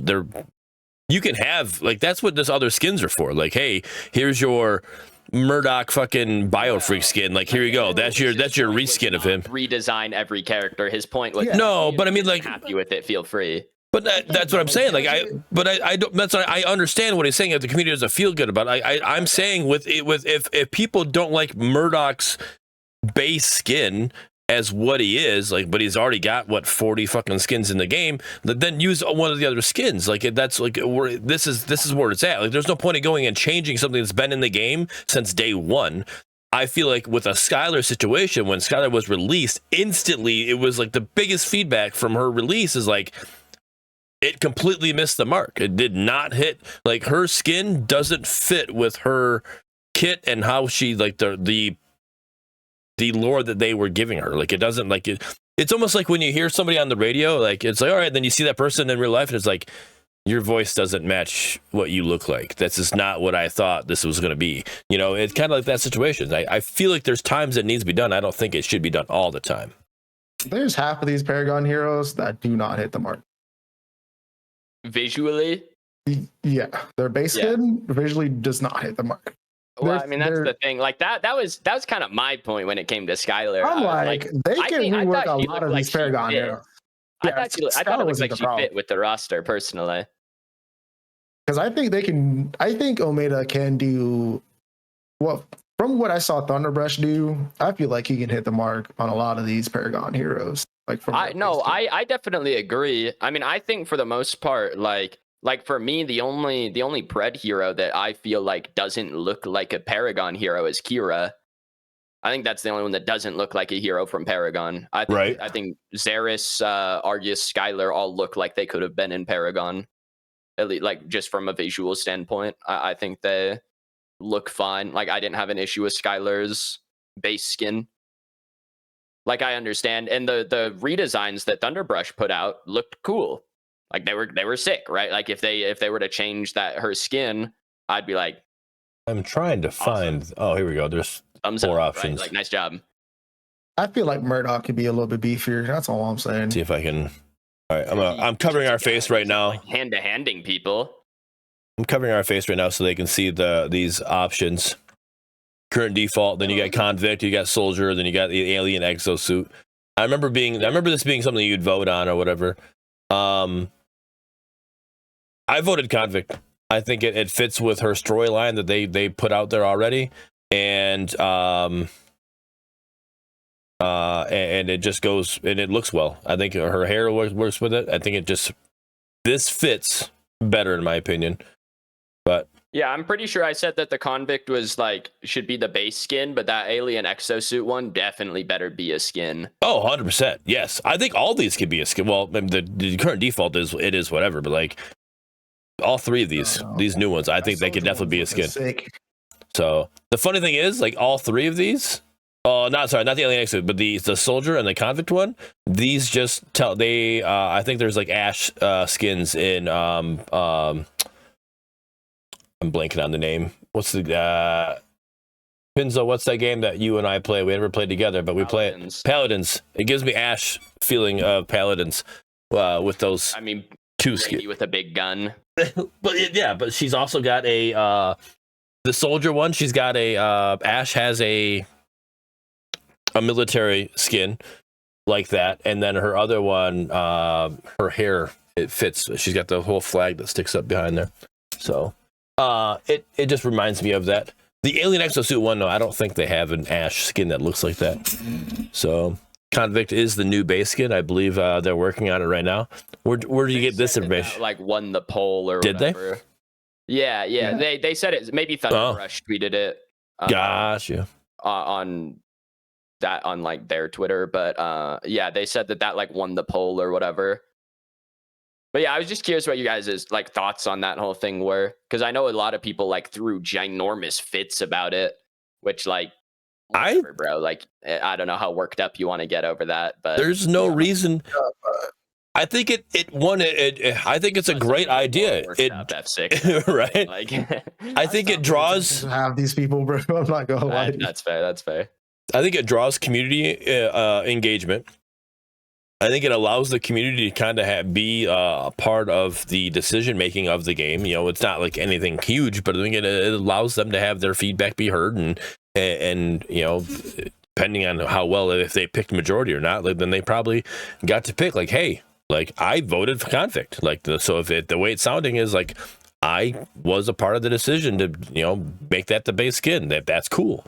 You have that. I think stuff like this is what the community, the people that are blowing up on it, I don't understand that, but I think that's what the majority of the community is asking for when they want, and get more engagement. We got the dev stream to announce 1.2, and then we just had the dev stream versus the community that just happened. We can talk about that a little bit. I didn't get to watch it, so I don't know how well it was. I was at work, but stuff we're getting more things that are happening that I feel is better off. I think this stuff like this is great. I enjoyed this.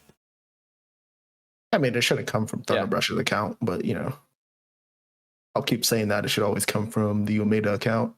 But who is Thunderbrush?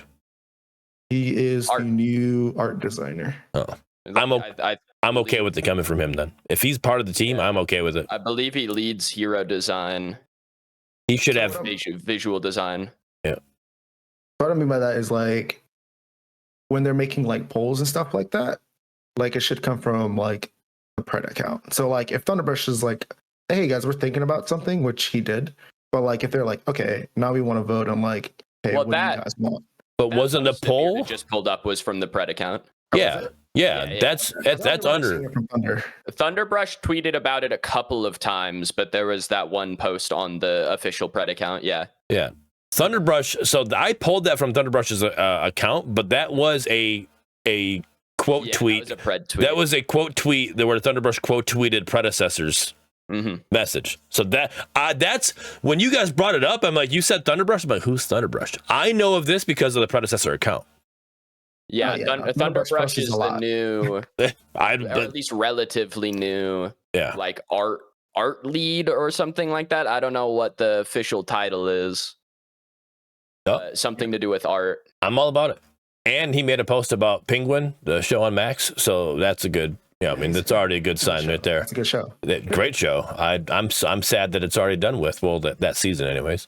But yeah, no, I will now start following him now that I know who he is. But I had no clue. I'm like, I don't know. I said I knew of the Predecessor post. That's all I knew about. So it's him, and then Base Guy is like another one that's on Twitter. Well, I don't know if she's on. I don't know if it's a she. I'm assuming she. My bad. I shouldn't, but whatever. That person I know from being more active in Discord, because they do the menu, the UI, right? I know of them because they're active in the menu, asking questions like how can things be improved in our Predecessor in the Creator Guild. I know of them for that. I haven't seen them post in socials, whatever, to be more active in socials. So, but I'm just, again, I'm an old man. I don't follow people's socials like that. So I just need to get caught up with the times. So, they're doing a good job. Yeah, no, I think overall the team in general is doing a great job. I think the game is feeling great. I think we're heading in the right direction. There's obviously some quality of life changes that can be fixed. They can get worked on or whatever, but I think we're doing good. Like, again, we made that change, like just the menu itself, like having the fact that you can now see the items you built in the match, you know, the fact that you can see the rank, you know, what was it, the top 100? Is that what it is that you can see? Top 500, you know, in game. You don't have to go to, you know, you don't have to do too much to get into it. Like, you don't have to go to Omega.City all the time now. Stuff like that is good. We're, you know, improvements, making strides in the right direction. Going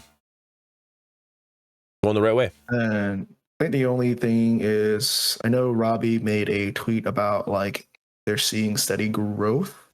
He did like a chart very zoomed in. So you can really see. Yeah. So like worryingly zoomed in. Yeah, I was like, why are you so, Robbie? Ace did. He made a post, a Twitter post. He tweeted it very recently, like a day, like today even. Was it? Yeah, it might have been. It might have been today. I don't know. It was very recently. Oh, it's okay. It's nice to see that stuff. Extremely zoomed in graph about the. I'd like to see a little bit less zoomed out. I'd like to see just zoom that out a tiny bit. Tiny pinch. But yeah. I mean, it's good that they're sharing more information, which is, like I said, better for everybody. Well, and like the dev stream too, right? When was that? A couple of weeks ago? That was really good. I liked the dev stream a lot. Yeah. This dev stream went a lot better than the last one that they had. The last one, to agree. The last one they had, it was kind of very. I'm not trying to be mean. I'm just more criticizing to help get better. But the first dev stream they had with Stegs and a couple of the devs, it felt very Ferris Bueller's monotone. I can't think of his name. Ben Stein. You know, just like no like excitement, interaction, just more like, hey, yep, this is what we're building. Yep, this is what we got. Those are like the game developers, and they're always just like, it was their job is not to sit in front of a camera. Yeah, like it's blood and import. They're just all about like just doing their jobs, right? And I'm not. Some of them you can tell are like Ace, obviously a streamer, comfortable in front of the camera. Stegs, community manager, comfortable in front of the camera, right? Like. But then you get like import on there. And he's just like, why am I? I draw on the map, guys. I made the map. I drew them. I drew the grass on the map. You're not nice, bro. Like awesome. And you're not wrong, because we've had import on here again, and I'm not like, no hate's being shown here, but like there's people like people in chat were like, why is there dev here just not talking? And it was because we were talking about something else that just wasn't like, because again, the show just isn't about like, hey, we only talk import and import only. We were talking about everything else as we're catching up on some things, but we're getting him involved. And then like there's sometimes like import just like, okay, this isn't me. I'm gonna sit back and let them talk. And it's like I understand that, I get it. But like even like Demonde was on this last one, and he gets excited and animated about the things that are coming, and it's just like that, just like, and maybe it is the people you choose to be the, like, hey, we're gonna do a dev stream. All right, maybe we don't pick import, like for this, like we need to have somebody else, really, relay the information, like that's that, to make it a little more non-Ben Steiny, But again, this is more criticizing, more criticizing, but constructive criticism, and that's also where Stegs needs to then kind of. It was his first one too, right? So he's gotten better. You could see that brand new. He was brand new, exactly, right? And you could see the improvement from that first one to this one, and the lightheartedness he had with it, cracking jokes here and there. Like it got better, and that's my point. That's all I was trying to say is like it's definitely improved. Between those two. No, and I think like on top of that, I think the community was way better on the second one than the first one. They were out of pocket in the first one. I don't even know if it was the devs' fault that it was like not an awesome stream on the first one, because the community, like chat was. I can't repeat what they were saying. That kind of thing. Let's be honest. Like, if you have certain guests on, like even on the podcast and like even on DevStream, like whatever you're doing, you should be tuning your product that you're delivering that day to like the actual person, like all the people that are on there, right? Like for us, it's like we do this podcast every day, but like if we bring somebody on about, like when we brought on Demonde, like we talked a lot more about stuff that Demonde knew, right? So it's always like never like really the person that's on there's fault. It's more of like who's selecting them and like who's guiding the actual. No, and like, I don't disagree with what you're saying. I'm just our show was more focused around those devs that were on here at that time, but we don't do this show that often to where it's just like, hey, we can just talk about this. Like there's sometimes we do it monthly. It's like, all right, well, by that time, there's a whole bunch of stuff where everything we didn't talk about because we had a dev on, now we're just not going to talk about it. So we just quickly talk about those things at this time that like it doesn't involve import and balancing, or is it import does balancing? My bad. Oh, import. No, import. Yeah, my bad. Yeah. So I just come remember. It's been a while since we had import on specifically, but like. I think it's like both like the hosts and the viewers should understand like what aspect of the focus, right? Because even with like Sergeant Smokey, like there's stuff like he can't tell. He's like, I have no idea. I'll put it back to you. It's like we can't, as like a viewer, you can't just be like, oh yeah, that guy isn't talking too much about like. They already know about 90% of the stuff and they don't want to leak anything most of the time. Well, and that's the thing. That like leaks are the thing. It's like, okay, I can ask this guy a million questions and he's going to be able to answer 2 because the shit I want to know is the same exact shit he cannot tell me. Right. So they'll be like, I don't know. Right. It's like, I mean, I try whenever we have Ace on here. You guys know I try. I try to get him always. Yeah. He slips at least once, at least. But he's gotten better at it, man. I know. They really put him through some training or something behind the scenes. I have an idea for the next time. Don't worry. Okay. There we go. DM me. I need it. I need it. Get me in on this. Again, it's improvement. So yeah, the whole Thunderbrush thing and all that, how this is going. I like this. I like community engagement. I like how. They're getting the community involved with it. The community has a kind of a voice, in it. Sorry. But yeah, I'm all about it. I think there should be more of it. So I think the community that is upset about it. Well, they were again, the first one, the stream was like kind of meh, sure. And the community was really bad, right? Like chat was terrible, stuff like that. The second one, like the stream was pretty solid. Right, I enjoyed myself. I think we learned a decent amount from them. They were like telling us shit, right, like that kind of thing. And the community, it felt like was much. And I don't know, maybe all the dicks had to work that day or something. It couldn't happen to the stream. I don't know what it was, but like the chat was way better.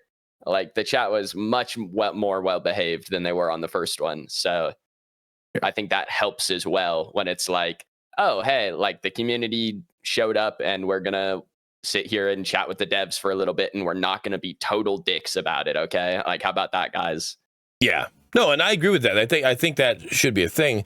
I was referring more to the people that you were talking about, the community being upset about the changing or the asking about the changing of Skylar's skin, and that regard. It's like I don't understand why the community is getting upset about that. And for the part of the community that is getting upset about that, I think you just need to stop being so old manish and get off my lawnish and just like leave us alone and let them do that. But I do agree with what you're saying though about the community, the streams and community, and that overall the community just needs to stop being so, I don't know, ragey for things. Nancy. Yeah, negative Nancy. Like it just like it. I don't understand. Like, it kind of comes with the territory. It does. It does. Like, it's a MOBA. It's a MOBA. True. Yeah, it's the most toxic people are in MOBAs, and I'm gonna be honest with you, our community's not even that bad compared to a lot of other MOBAs. I'm not gonna lie, but there's a few outliers that make it a little bit worse, but they're not too bad. I agree. I mean, I don't know. I think the community, like the first dev stream was a good example of just like how bad the community can be. The second one was just like, oh, hey, look, we're behaving like humans today. Good job, guys. Well done. Like, look how much we learned from when we were being nice in chat, right? Like, that was awesome. The dev stream improved. The dev stream level, first dev stream, first community, first chat, second dev stream, second chat. Improvements on both ends. Like, it just everything improved. Yes, very much. Until the teleporters was announced, and then they kind of got a little wild. But people were a little mad. Yeah. We're making the game into overprime. I'll admit I didn't say the overprime. I didn't say the overprime thing, but I'll admit I was not happy at first until they announced how they were like, you'll see it on the mini map and then you'll hear it. Like once those things were. I was way more mad about buff transfer than I was about teleporters. Yeah. Oh yeah. Yeah. I like teleporters. I mean, in Smite they've had teleporters for like at least 2 years. I want to say. So I mean, I was kind of used to it from there, and they work the same way in Smite as they do in Pred. So it wasn't too big of a change. But the buff transfer, I'm still not a huge fan of it personally.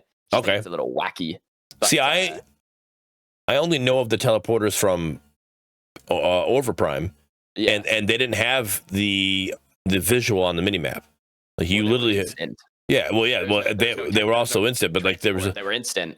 But you had so it just sucked. I'm like, I had no clue, and like there was no audio, like nothing. I'm like, so boy, I'm like, I don't want that. I don't care if it's a build up time or not. I don't want like something that like because my main complaint, because I went from playing carry to then playing solo and then playing jungle, right?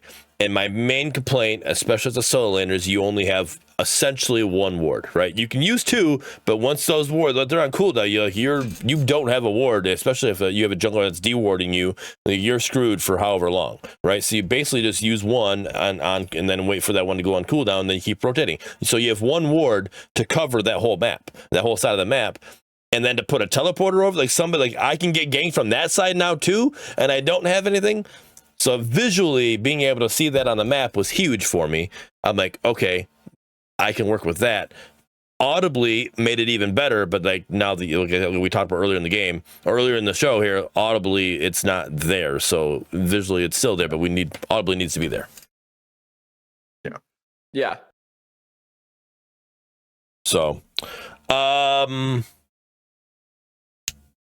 I think that's it, guys. We hit our 2 hour mark. I think we covered pretty much everything that's where we left off to where we're at now. Again, I think we're in a good spot. What do you got? Oh wait, that one thing. Oh, okay, I know what it was. So huge shout out to Ameda. They put our event on their newsletter in game. It's the second one. So the first one's a patch, but if you scroll down to like their newsletter in game, you get to see like when our event of our date is, and if you click it, you get pushed to our Twitter sign up message. So if you guys want a quick way to just go there and sign up, you guys can for PCCX. But yeah, huge shout out to them to promote our tournament in game. That is awesome. On the newsletter. Yeah, that is awesome. So that's the cool new menu thing. All right, I'm like, what's the cool new menu thing? I'm like, what? I'm like, what are we talking about? Because as soon as you like, hey, remind me of that. That's when Pins was like, hey, we haven't played on the new menu yet. I'm like, what do you mean we haven't played on the new menu yet? Like, what? We haven't done this in years, so I kind of forgot all the stuff that'd been added. Yeah, I was confused at first. I'm like, what do you talk about? We haven't played on the new menu yet. Like, all right, got it. Here we are. So, yeah. So that's where we are at. Again, I think we're in a good spot. I think we've talked about everything. I don't want to lie to you guys and say, hey guys, we're going to be more frequently with these things, especially with the holidays coming up. So we're going to work with Windu and see when he's more available and try to get when we see you. Yeah, that's really what it comes down to. We're going to see it when we see it. We want to do it more frequently. We want to get back to when we were doing them pretty much when the patches were coming out. But it all depends on what's going on in real life. You know, like I got a job that there's times I'm working in different state and I don't have the ability to do the show. There's times Windows working as much. There's times that F6 is doing it. We have to work things together and it's hard to do. And with holidays coming up, you know, we're just not available. So that's going to be hard to do. But again, we'll see you when we see you. I don't want it to be as long as it's been, but we'll get there. But speaking of holidays coming up, let's do one last little note to the community. Let them know where they can find you, let you know what you got going on, stream wise, life wise, whatever, and I will find somebody we can raid and we will move on. Yeah. F6 here again. You could catch me on Twitch whenever I'm streaming, but like I said, PCCX is around the corner. It's our biggest event to date. Biggest event in Pred history, 10K prize pool. So if you guys want to see some banger games, we honestly think this is going to be the highest comp event. Yeah, I guess I confidently say that. Yeah, highest competition overall going through. A lot of teams, a lot of your favorite players, people are going to be there. Probably not on the same team though, because they've been playing a lot of roster mania going on in the last month. So you don't even know. Dude, I don't even know all of it, and it's still a lot. But December 14th and 15th, we have our LCQ, Last Chance Qualifiers. If you guys want to catch like the beginning of it to see who gets to push themselves into the main event, our main event is going to be January 11th and 12th. So be there for that. But it's going to be awesome. It's going to be exciting. If you want to see me cast over there, some of your other favorite casters, Lance, Ego, TJ, Tang, and then you guys also get to see Pinzo play. For some reason, he's in our top 4 mids going in. I don't know who made that list, but we'll see. But yeah, that's all I got. Alrighty. Yeah, I'm Pinzo. You guys can find me, Pinzo, on all my socials. I stream pretty much daily over on Twitch, upload videos daily, all that kind of stuff. Other than that, I don't know. As far as note to the community goes, assuming we don't see you before Christmas, because I feel like that is a little unlikely. Happy holidays to everybody. Stay safe, have fun, all that kind of stuff. I hope Santa brings what you ask for. Don't drink too much eggnog. Good luck on your ranked games.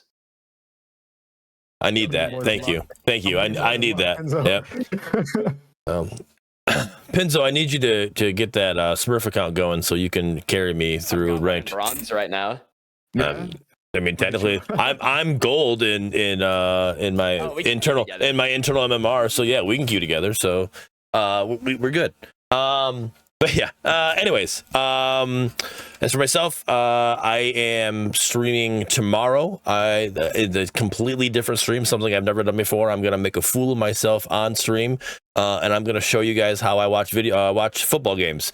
Because the Lions are playing the Packers on NFL Prime, and because it's on NFL Prime, we're allowed to show that on Twitch. So I will be showing the game on Twitch, and you guys can come watch me make a fool of myself, streaming at the TV, watching that. So we'll be doing that Thursday night prime time. And then Friday, I have a friend of mine that is playing college football. He is an Army vet. I am a Navy vet. So we are going to be doing the Army-Navy going against each other for Army versus Navy, because that is the rivalry game that's happening on Saturday. So it's our little prelim going into that. That'll be fun just to watch us make a fool of ourselves doing that as well on Friday. That'll be around 8 p.m.